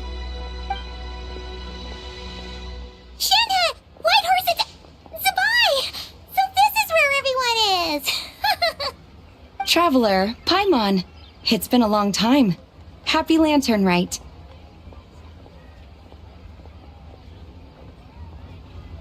Is this customer a friend of yours? Don't mind her, Shenhe. She's just a little cranky because, she didn't sleep well last night and she's only just woken up. Look how red her eyes are. I see. In that case, Miss Zabai, I have a tonic here infused with Xingchen. It's cool and soothing when applied to the eyes. Would you like to try a few drops? Stop right there! Who are you two noisy children? Hey, have you forgotten about us already? Guides. Yes, I seem to recall something about some guides. Ah, yes, now I remember. What luck! I was just looking for someone to show me the way to Elong Wharf. Huh, is she starting to come around? Someone requested my help in purchasing some tea leaves.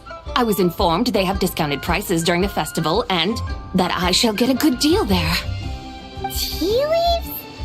This sounds like Zhongli's doing. He sure knows how to get people running errands for him.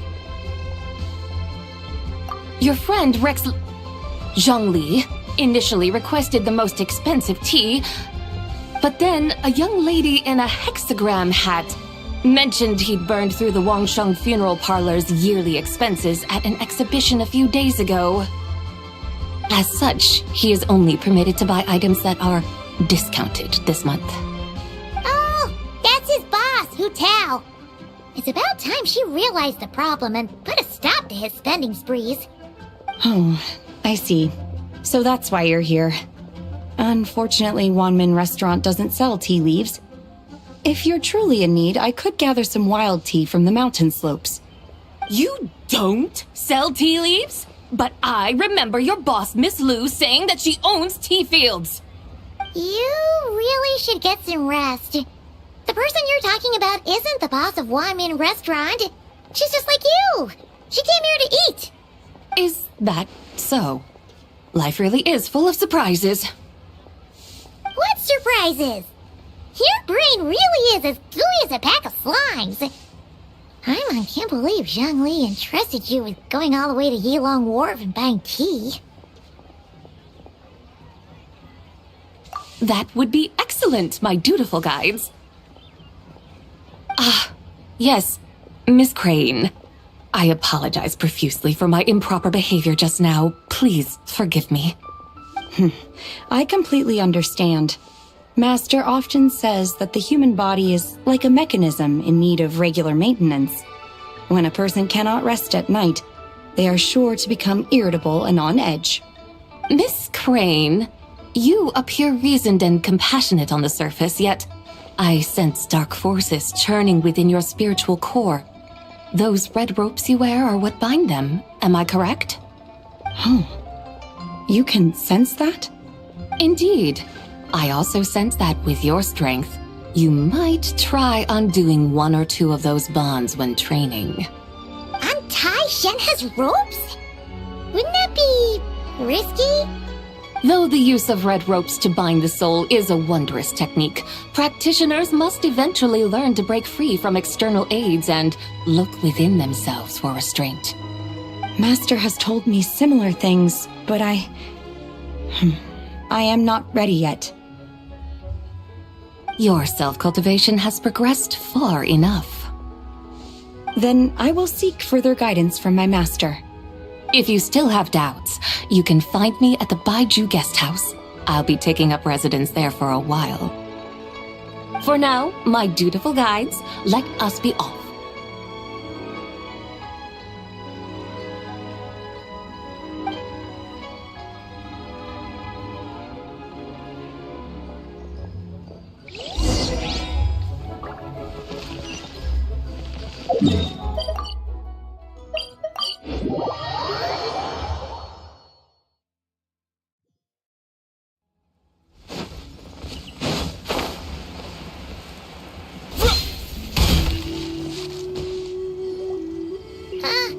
Are we going to Yilong Wharf?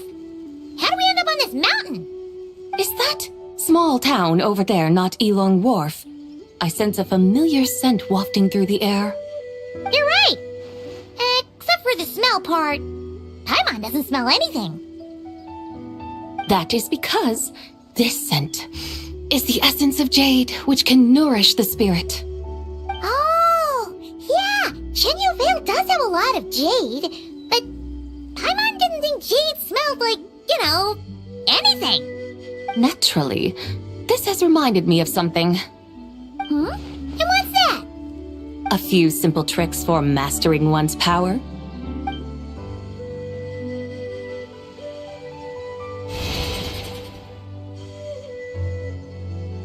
What is that thing? I'm sure you've been to Elong Wharf many times before, but I wonder if you've done so while cruising through the air. You've been such dutiful, dedicated guides, so allow me to offer this fresh experience as recompense. Please step in.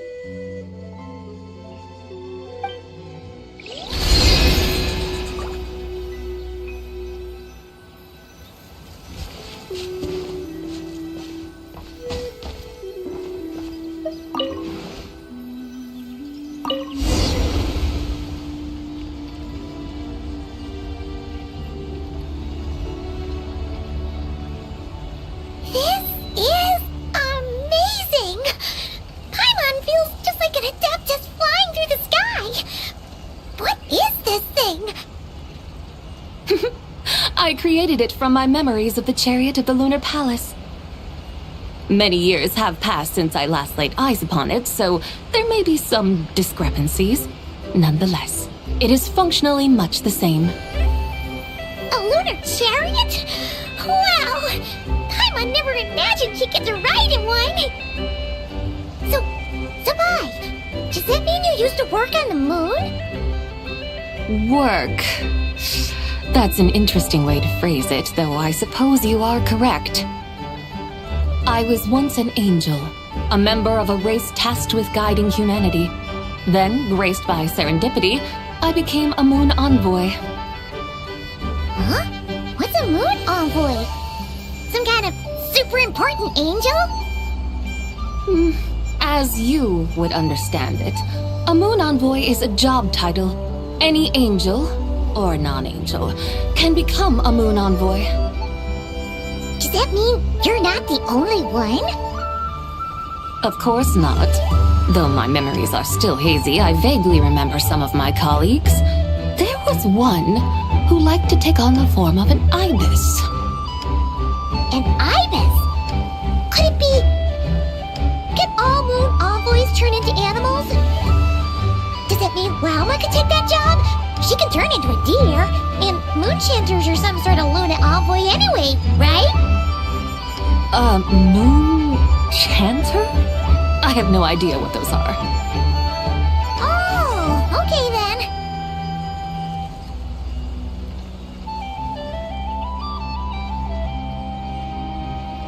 Look! Paimon thinks she saw a tea vendor over there! Very well. Let's take a look.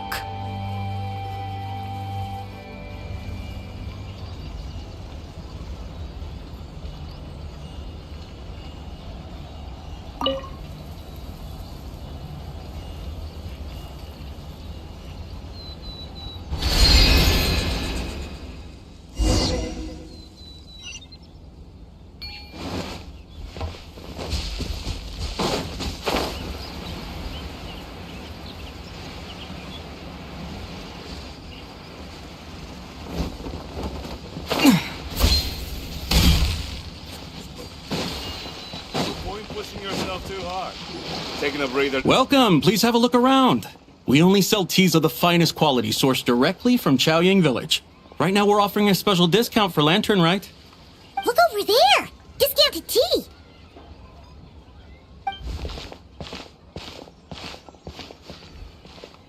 Dear customers, are you looking to purchase some tea leaves? I can see from your bearing that you are no ordinary customers. My humble shop has some exquisite teas that should satisfy your more refined tastes. We're not here for quality. We're looking for a discount. A discount? Well, that's a coincidence. Our Sunglaw tea is on sale right now. A special festive offer. Something about the name of that tea sounds familiar to Paimon. Buy 3 boxes of Sunglaw tea during the festival to get 10% off. Buy 4, get 20% off. Buy 10, but...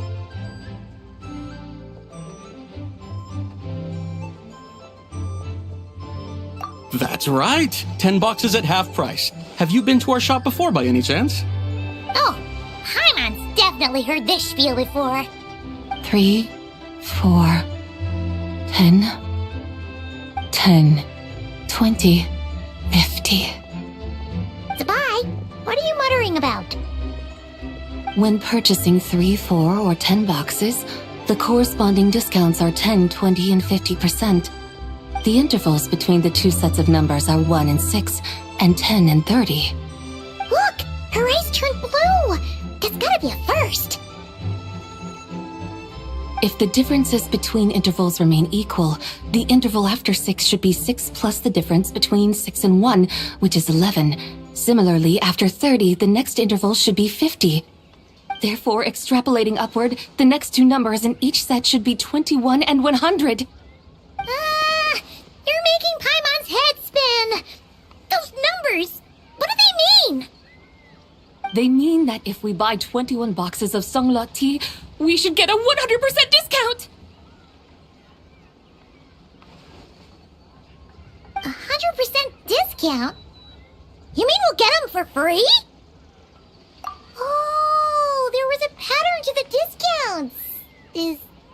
Is that right? The pattern we speak of is mathematics, little one.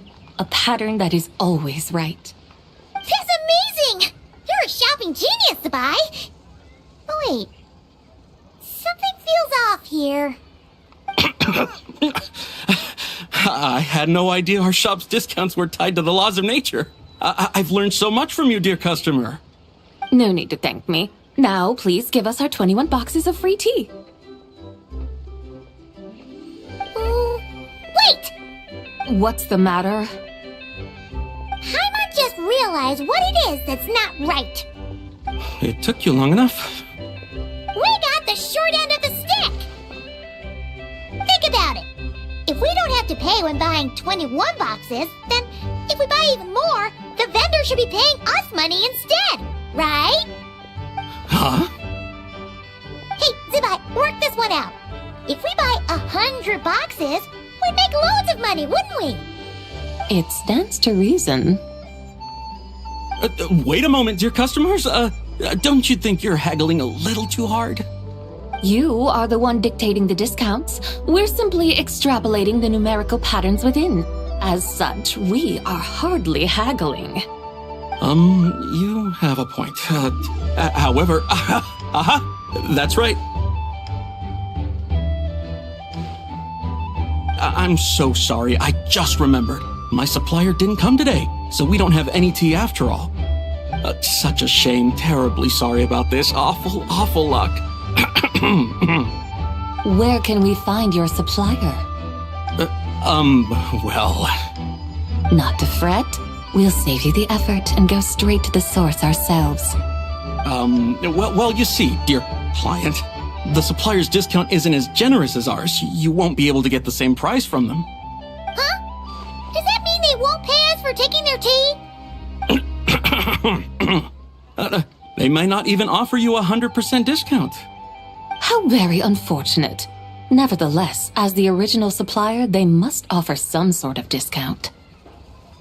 Besides, we're not looking to make money. We just want a good deal. Well, that's great. My suppliers are all tea farmers from Chaoying Village. You can go ask around the village, but please don't say I sent you. Do not worry, we appreciate your generosity. Referring customers to your business partners, even choosing to remain anonymous, the demeanor of a true gentleman indeed. Your business will surely prosper. I hope you're right. Then let us head to Chaoying Village. Do you know the way, my guides?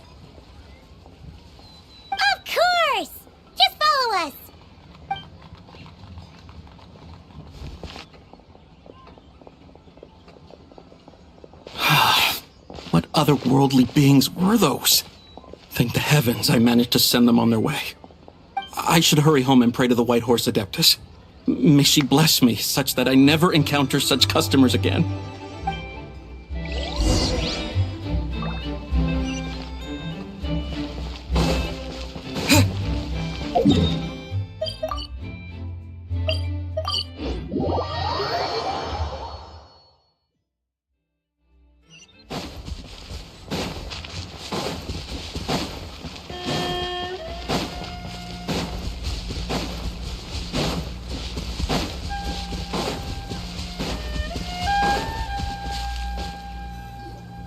Here we are! Xiaoying Village! The mountains and waters are pristine. They embody the beauty of heaven and earth. It's a good-looking place, all right. But it's hard to enjoy the scenery when Paimon can't stop thinking about all that tea-buying Mora we're missing out on. Should fate dictate, Mora will find its way to you sooner or later. Well, Morak certainly finds us often enough. He even sought us out in person this lantern rite. For now, let's look around and see if any tea farmers are selling their crop. We'll be able to see more clearly from up high. Let's take to the sky and enjoy the beautiful scenery while we're at it.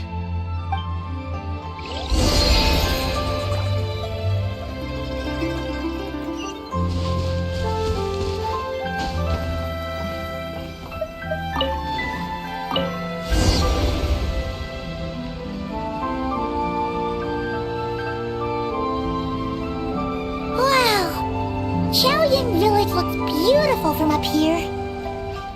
Indeed, the houses here are quite different from those in Liyue Harbor. They follow the natural contours of the mountains, forming unique, elegant structures. Yeah, it's super beautiful. The white walls and dark tiles frame the emerald waves of the terraced fields, while the curved eaves and tall gateways juxtapose each other with grace. It's almost too beautiful to be true. The crowing of roosters and barking of dogs, the calls of farmers working the fields, a vibrant pastoral chorus overflowing with earthly vitality.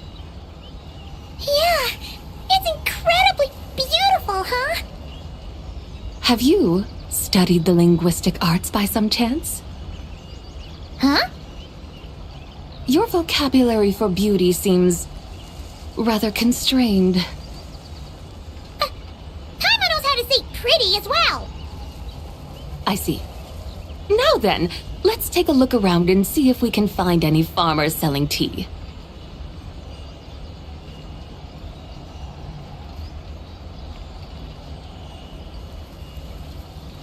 Look! There's someone in that tea field!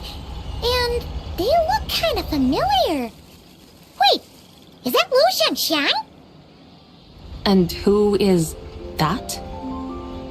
Oh, you'll remember her once you see her up close.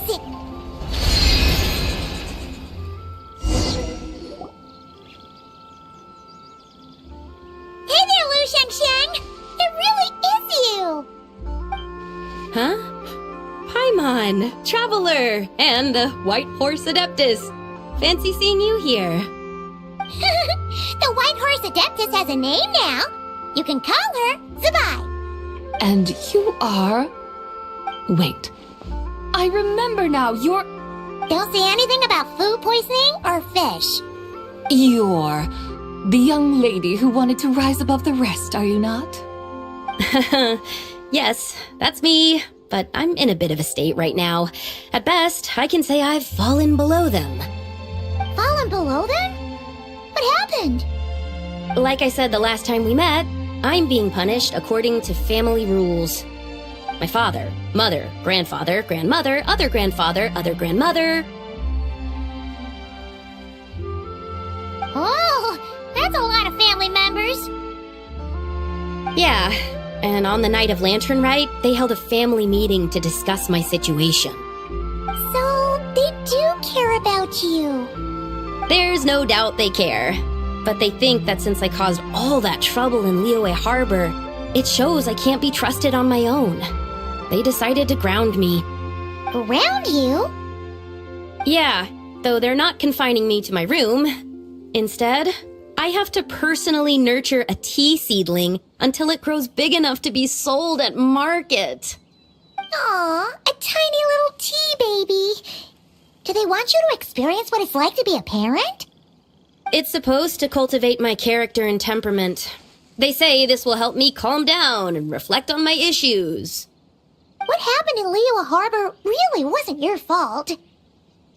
Oh well, at least this punishment doesn't sound too harsh. So, how long will it take for the little tea baby to grow? Actually, I don't know.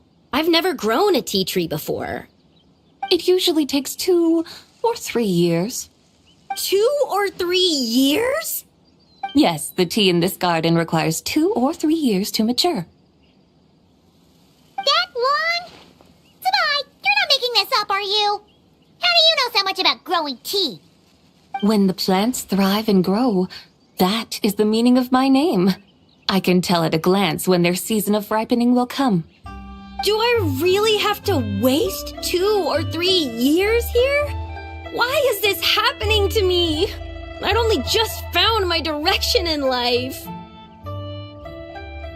Yes, during the Night of Lantern Rite, I heard many people reciting poems from Long Gone in praise of the moon.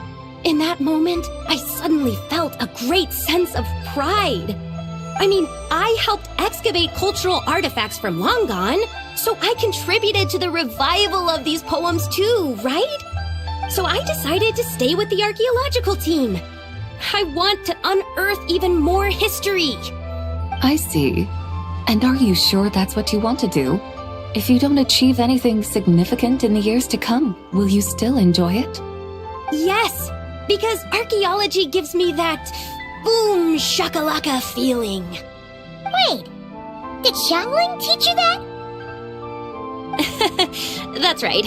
I was asking her for advice. She said that if something gives you that boom shakalaka feeling, then it has to be worth pursuing.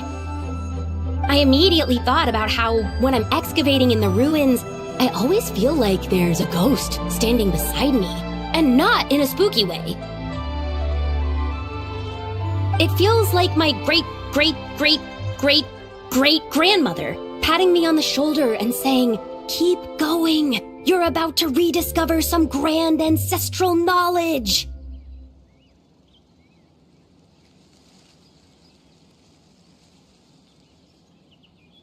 Right? It feels like I've made some kind of connection with my ancestors. Isn't that amazing? Since you've made up your mind, you should give it your all. And I'd love to, but I'm still grounded.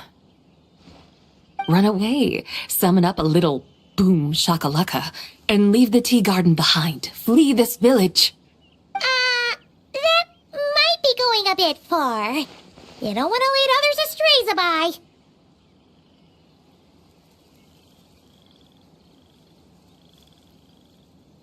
Yeah! Tell them about your great-great-great-great-great-grandmother. She must be the most super-duper ancestor to have ever risen above the rest, right? I'd be better off telling them about the White Horse Adeptus. After all, she's the supreme riser above the rest who saved my great-great-great-great-great-grandmother. Then it's settled. Tell your family that your decision has my blessing. Thank you, Tsubai, but I don't think cosplay is going to work on them. They won't listen. They don't need to listen. You need only follow the rules they've set out for you. What do you mean? As I'm sure you know, some ancient texts refer to the White Horse Adeptus as the Daughter of Time. My family history contains such records, but what of it? If the White Horse Adeptus were to manipulate time to make your tea seedling grow overnight, then you'd be free, correct? Is that how it works? If the White Horse Adeptus were to really get involved, my grandfather would let me leave right away, but who really believes that she'd show up and help? It's not as if you have any other options. Why not try calling out for help? It won't cost you any more. guess I might as well. I've got no better ideas anyway. White Horse Adeptus, if you can hear me, please save me from my predicament!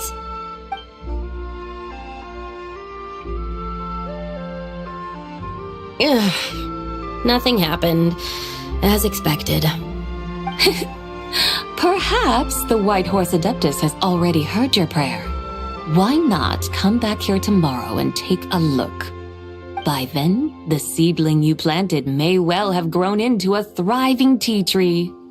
Thank you, Tsabai, for trying to comfort me. I do feel better now, kinda.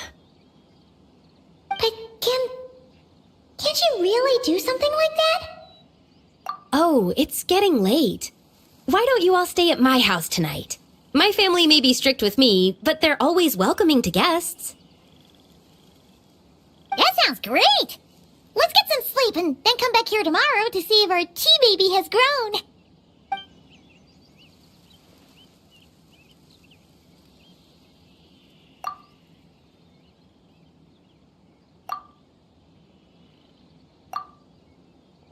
Oh, the tea tree!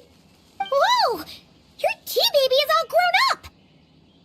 Indeed, it has grown into a mature tea tree that can stand tall in the face of wind and rain. How is this possible? It must be the work of the White Horse Adeptus. Your prayer must have moved her. Are you sure? Perhaps she heard your prayer and chose to answer the call. She once saved my great-great-great-great-great-grandmother. This time, she saved me. That's incredible! Your family must be blessed by the White Horse Adeptus. I guess so. I need to tell everyone the news right away.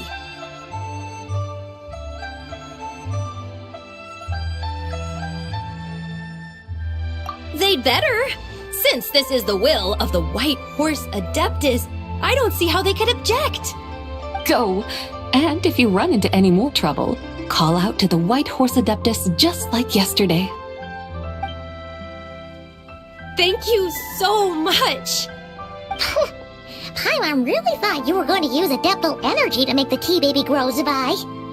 When an Adeptus exerts effort, consuming their energy, is that not using Adeptal energy?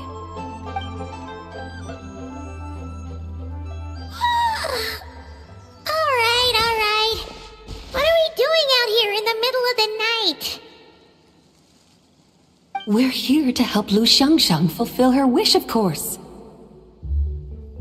Can you really make the tea baby grow? It won't be easy, but there are ways.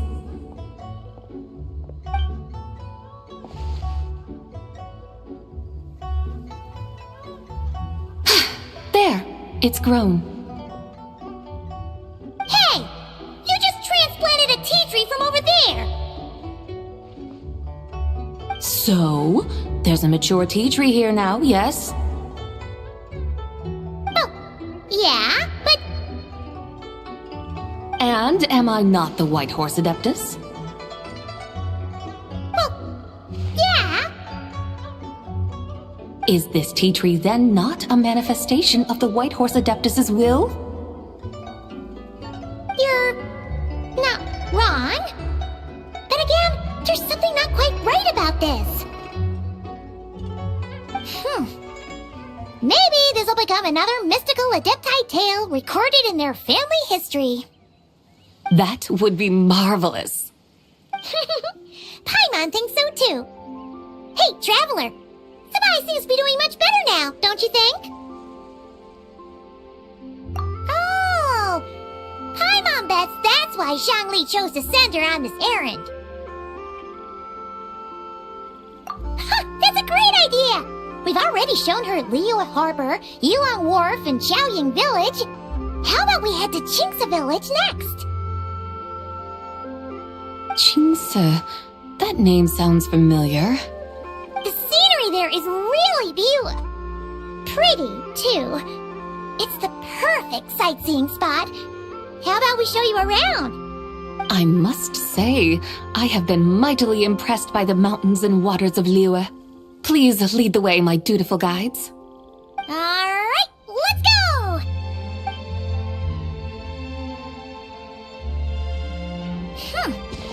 Paimon can't help feeling like we've forgotten something. Pay it no mind. I've already forgotten more than you will ever know. Alright. If we forgot something, it can't have been that important to begin with. Jinxa Village, here we come!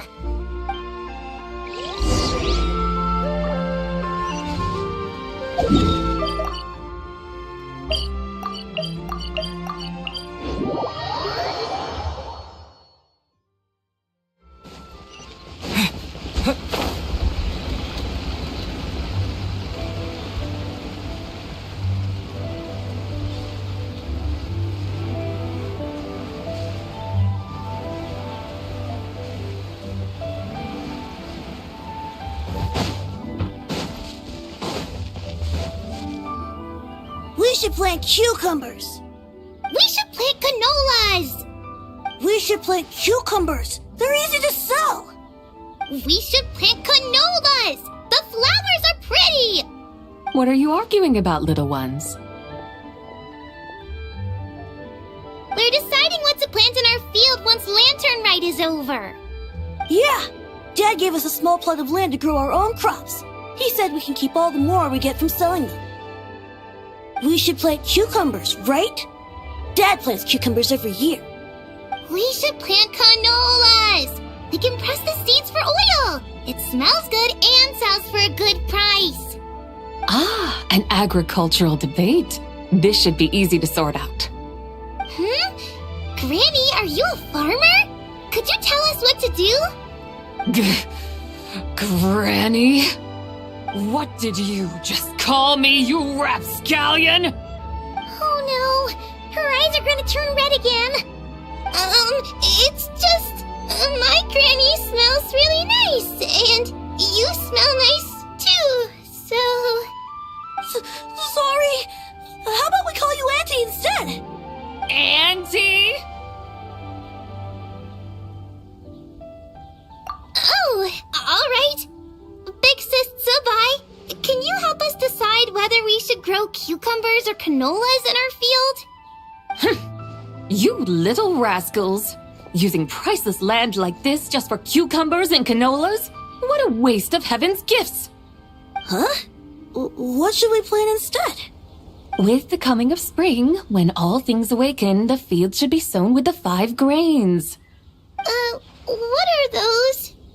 The 5 grains are life's staples, the heart of the people's table. I notice the people here mostly eat rice, so that is where you should begin. Based on the local climate and soil, seedlings planted in mid to late spring should produce mature grain within 2 or 3 months. When autumn comes, you can plant a second crop, with time still to harvest it before the first frost. The rice you harvest can be sold at market or kept in your stores. It's a far better choice than cucumbers or canolas. Oh, but Big Sister Zubai, I like canolas.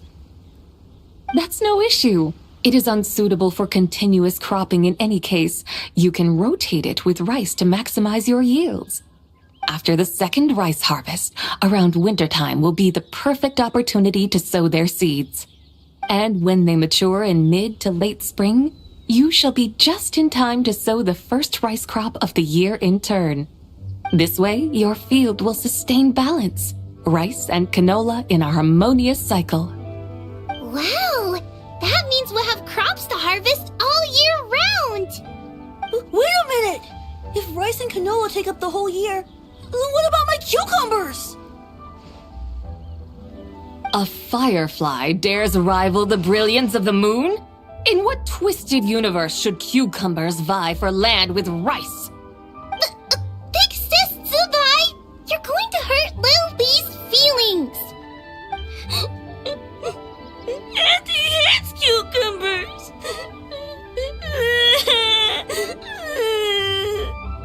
Stop crying this instant! I meant that cucumbers are simple enough to grow. There's no need to devote a whole field to them. Just find an empty corner of your yard, scatter some cucumber seeds in the earth, and before you know it, you'll have a thriving patch of vines. Cucumbers delight in sunlight and moisture, but they suffer in cold weather. If you wish to plant them this early in the year, you should make sure they're protected from frost. Wow. Is it really that simple? Let's hurry home and get started right away! Are you really in that much of a rush? Well, thanks, Big Sis Tsubai, who's fierce but really good at farming. We gotta go! Thanks, Big Sis Tsubai! See you around! Paimon never imagined you'd know so much about farming. What's so strange about that? The people of Longon called me the god of soil and grain. Are the fields not made of soil? Is rice not one of the 5 grains? Huh. That's true. So, if the god of soil and grain is a farming god, that means the White Horse Adeptus must be a farming adeptus, right? Of course the god of farming is down to earth.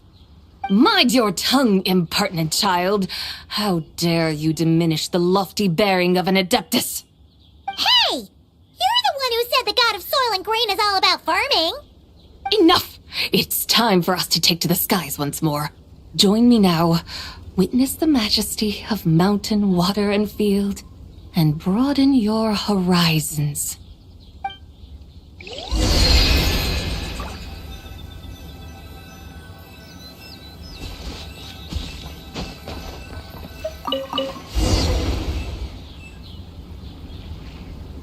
Wow!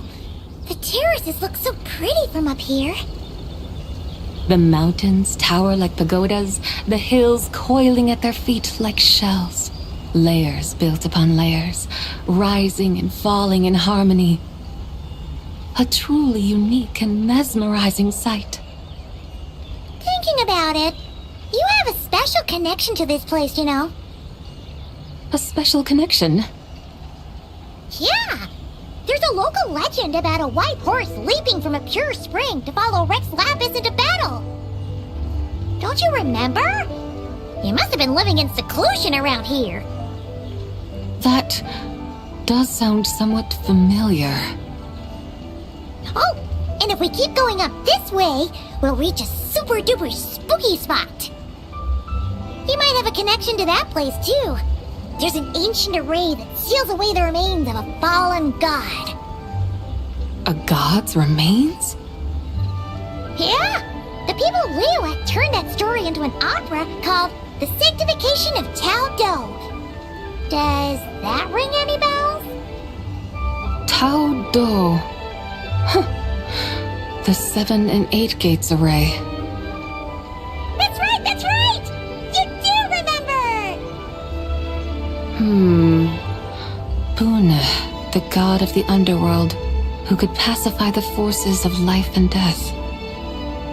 Huh? So, Tao Do had another name? Let's go take a look.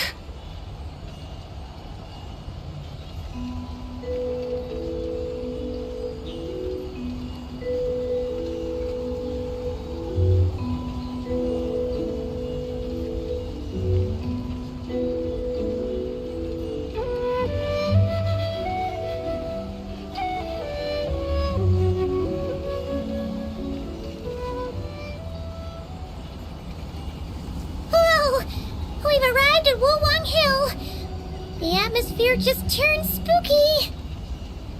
I can't help but feel there's something strange about this friend you haven't seen in ages. Huh? Paimon thought she heard someone's voice. Let's head down and check it out.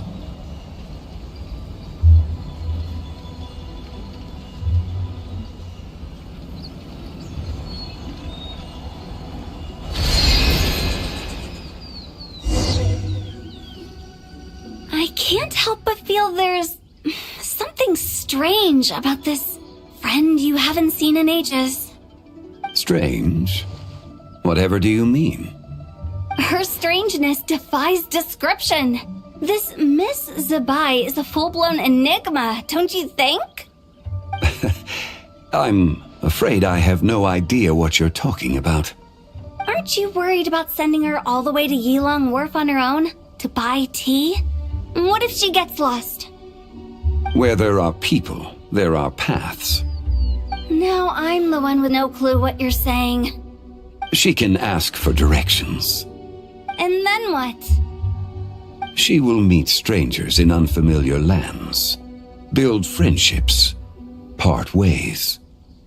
Hers will be a long journey indeed. The further the journey, the more footprints one leaves behind. The deeper those footprints, the harder it is for time to erase them. Ah, so you want her to make new friends. I see. But from what you say, it sounds as though she's not from Liyue. I believe she was not, but perhaps she will be. You're sounding stranger by the second. Huh. Oh, over there.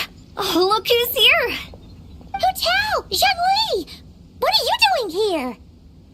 Traveler, Paimon, fancy meeting in a place like this. Oh my, and Miss Zabai too.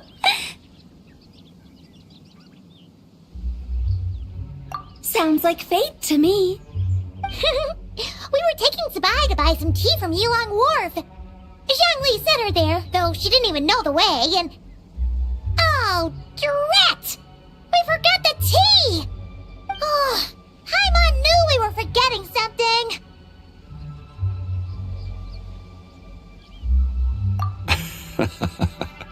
What's done is done. There's no need to dwell on it. Fresh tea grows with each passing year. Let fate deliver it as it wills. Exactly. You can get tea wherever you go. You're hardly running low now, are you? Paimon feels a lot better now that you've said that. Still, I'm a little confused. If you were buying tea, how did you end up all the way out here? We're taking Zabai on a sightseeing tour. We started at Liyue Harbor, stopped in at Yilong Wharf, went sightseeing around Xiaoying Village, made our way to Qingce Village, and now we're here! Wow, that is quite the itinerary. Yeah, actually, Paimon thinks it's about time we headed back. I'm here to pay my respects to my ancestors. My dear consultant kindly agreed to join me. It is Lantern Rite, after all. Adepti and ancestors should be venerated alike. Ancestors? Wait, could you be? Are you heir to the Wu Wong kid? Or perhaps the lone butterfly of the Crimson Flame? Whoa, have you got all your memories back? Huh? Miss Zabai, you know about the Wangsheng funeral parlor and the 8 adepts? I happened to hear a storyteller expound on the sanctification of Tao Do. Lots of people know that story, sure, but very few can discern my family lineage from just a glance. Well, Zhongli, your friend here really is quite something. Unfortunately, there's no time to dally right now. We have a hill to climb. Perhaps once today is done, we can find time to chat over tea, recite poetry, and admire the moon? That would be wonderful, Director Hu. Oh, and before we go, you've been traipsing around all day. I suggest you stop off at the Wangshu Inn on your way back for a good night's rest. Wouldn't do to exhaust yourselves, Don't mention it. All right, we'll take our leave now. See you later. Hotel's so thoughtful. Why don't we follow her advice and stay at the Wangshu Inn tonight? Zabai, you can see the whole of Dihua Marsh from up there. The view's amazing. Plus, you can sample Smiley Yin-Xiao's cooking. Wangshu, an intriguing name. It couldn't hurt to check it out. Awesome! Let's go!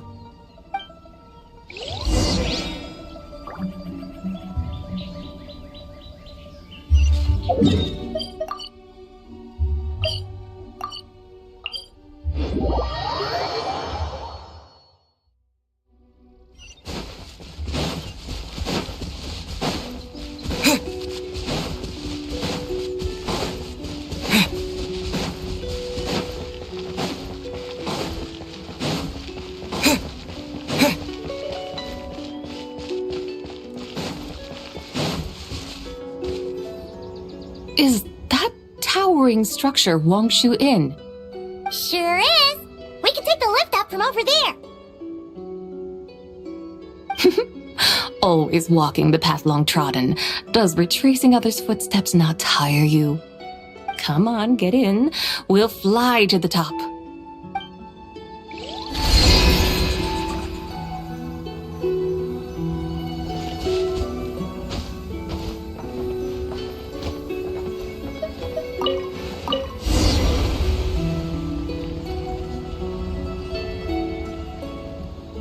Are we really going to fly up to Wangshu Inn? Isn't that a bit showy? All the guests are going to see us. Is that a bad thing? To be able to witness an Adeptus. This will surely add to the inn's appeal, not to mention the room prices. The owner will thank us. You seem to really like showing off your powers. This inn's architecture is incredible, and the surrounding countryside radiates a picturesque charm. No wonder the new proprietor of the Baiju guest house thinks he can't compete and has decided to change his own establishment's name. The new proprietor? Ah, you mean Lu Shengsheng's dad. So you know about that too. Personally, Paimon thinks it should go with something like Rex's Rest. That's a contender's name if Paimon's ever heard one. A fitting name indeed. So you think the guest house should change its name too? Paimon kinda thought you'd say something like, such sacrosanct traditions must never change. Time flows ever onward. Why should the rules of yesterday be carried forward into the world of tomorrow? The people of today should determine what is to be kept. Huh. You're not as old-fashioned and stuffy as Paimon thought. The years ebb and flow, seas recede to reveal fields. In the vastness of time, I am but a wild horse in a boundless sea of dust. Even Rex Lapis, having waded through the waters of the river of time, is not quite the same as before. Zhongli? What was he like before? That is another story for another time.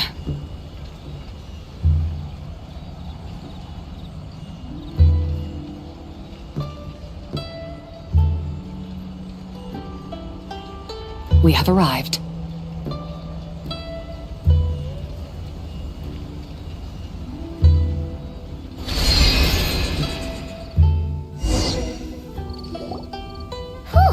This is the first time Paimon's ever flown up to Wangshu Inn on a chariot. Everything's so different when you're up high. Wangshu. Like moon lanterns and shell lanterns. Might it all be a coincidence? What's a coincidence? Do you not know what Wangshu means?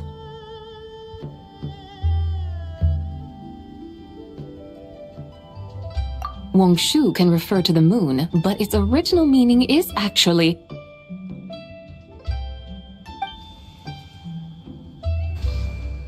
the goddess who rides the bright moon's chariot.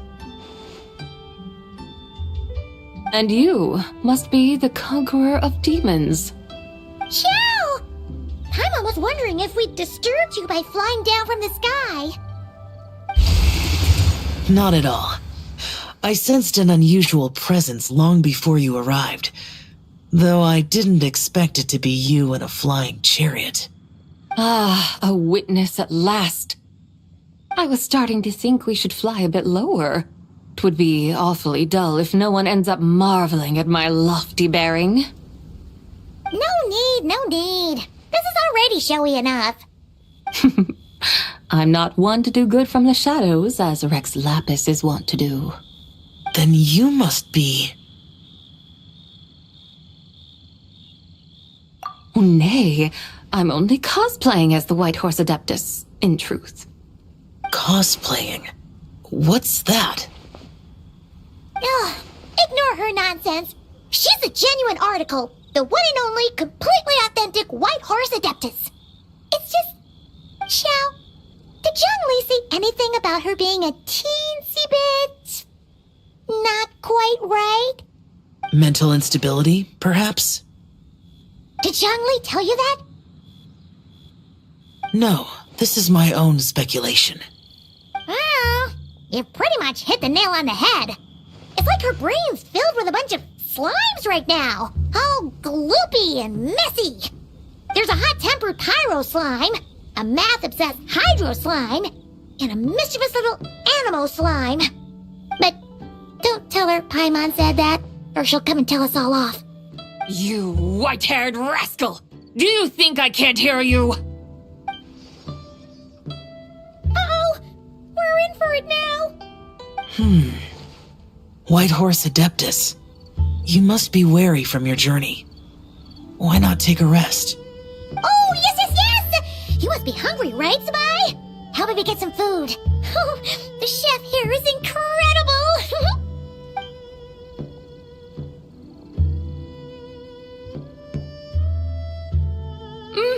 It's so hot!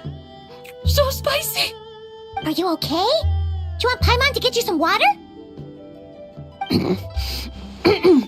Don't worry about me. I just need to pace myself.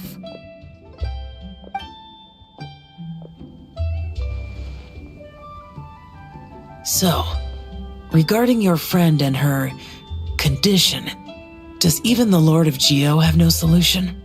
Zhongli said we should wait and she'll get better on her own. But who knows how long that's gonna take.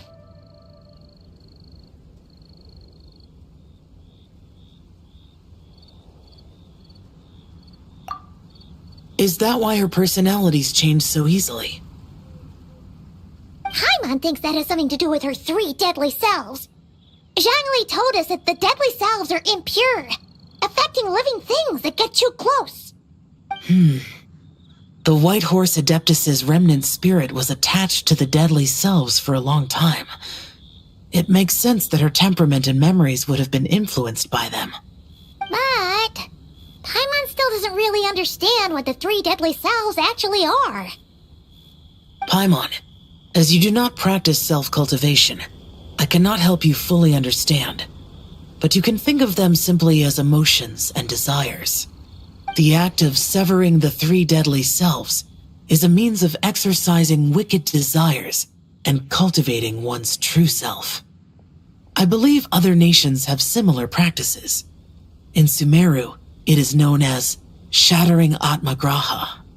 Oh, so it's about emotions, desires, and attachments, that sort of thing. It includes those. I wonder, does she still remember what happened in the past? Some of it, but right now, it's like she was suddenly awakened. Like she's still half dreaming. The half that's still dreaming might remember things, but the half that's awake doesn't quite get it. Conqueror of demons, are you looking to learn about Rex Lapis's past from me? You are an old friend of his, so please, call me by my name. But Conqueror of Demons sounds so much more imposing.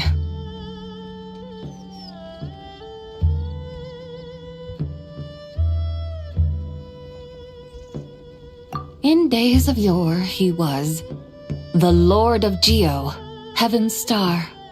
Huh? You said the same thing the day you came back. But what does it mean?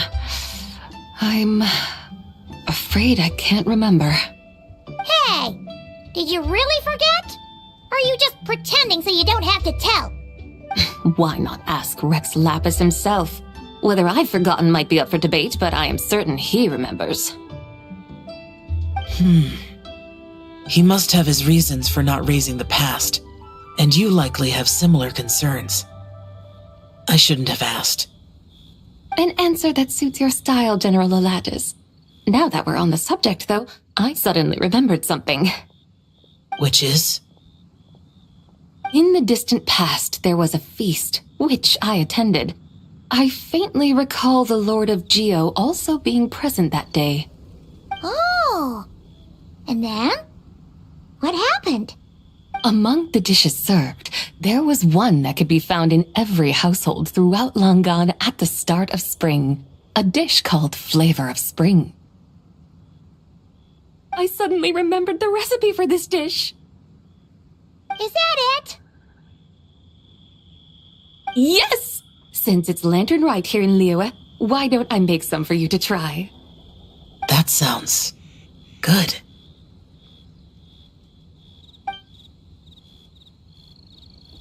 Wow!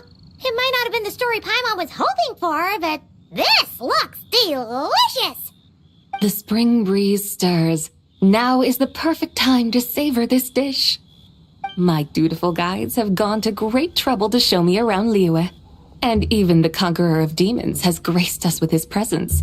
I feel deeply honored. This flavor of spring is my way of expressing my gratitude. There's no need for such grand words. What's this? Hey! It's that broken jade token from the antiques exhibition!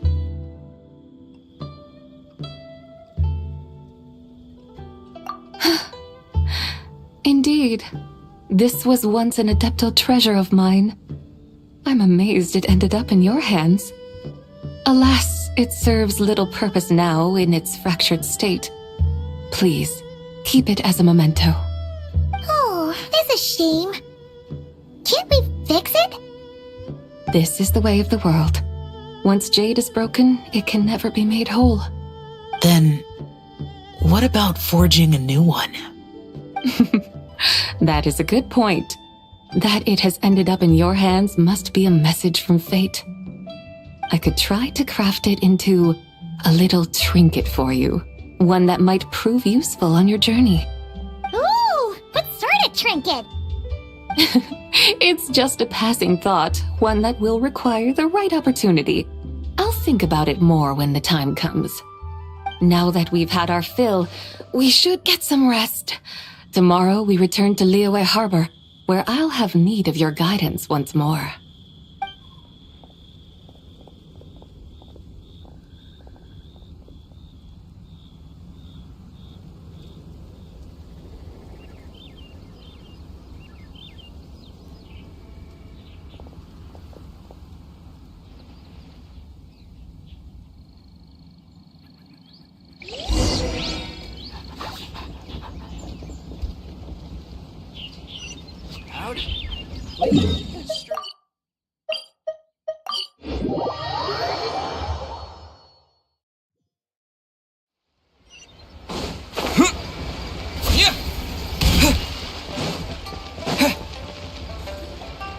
Chi-Chi, the lantern ride is almost over.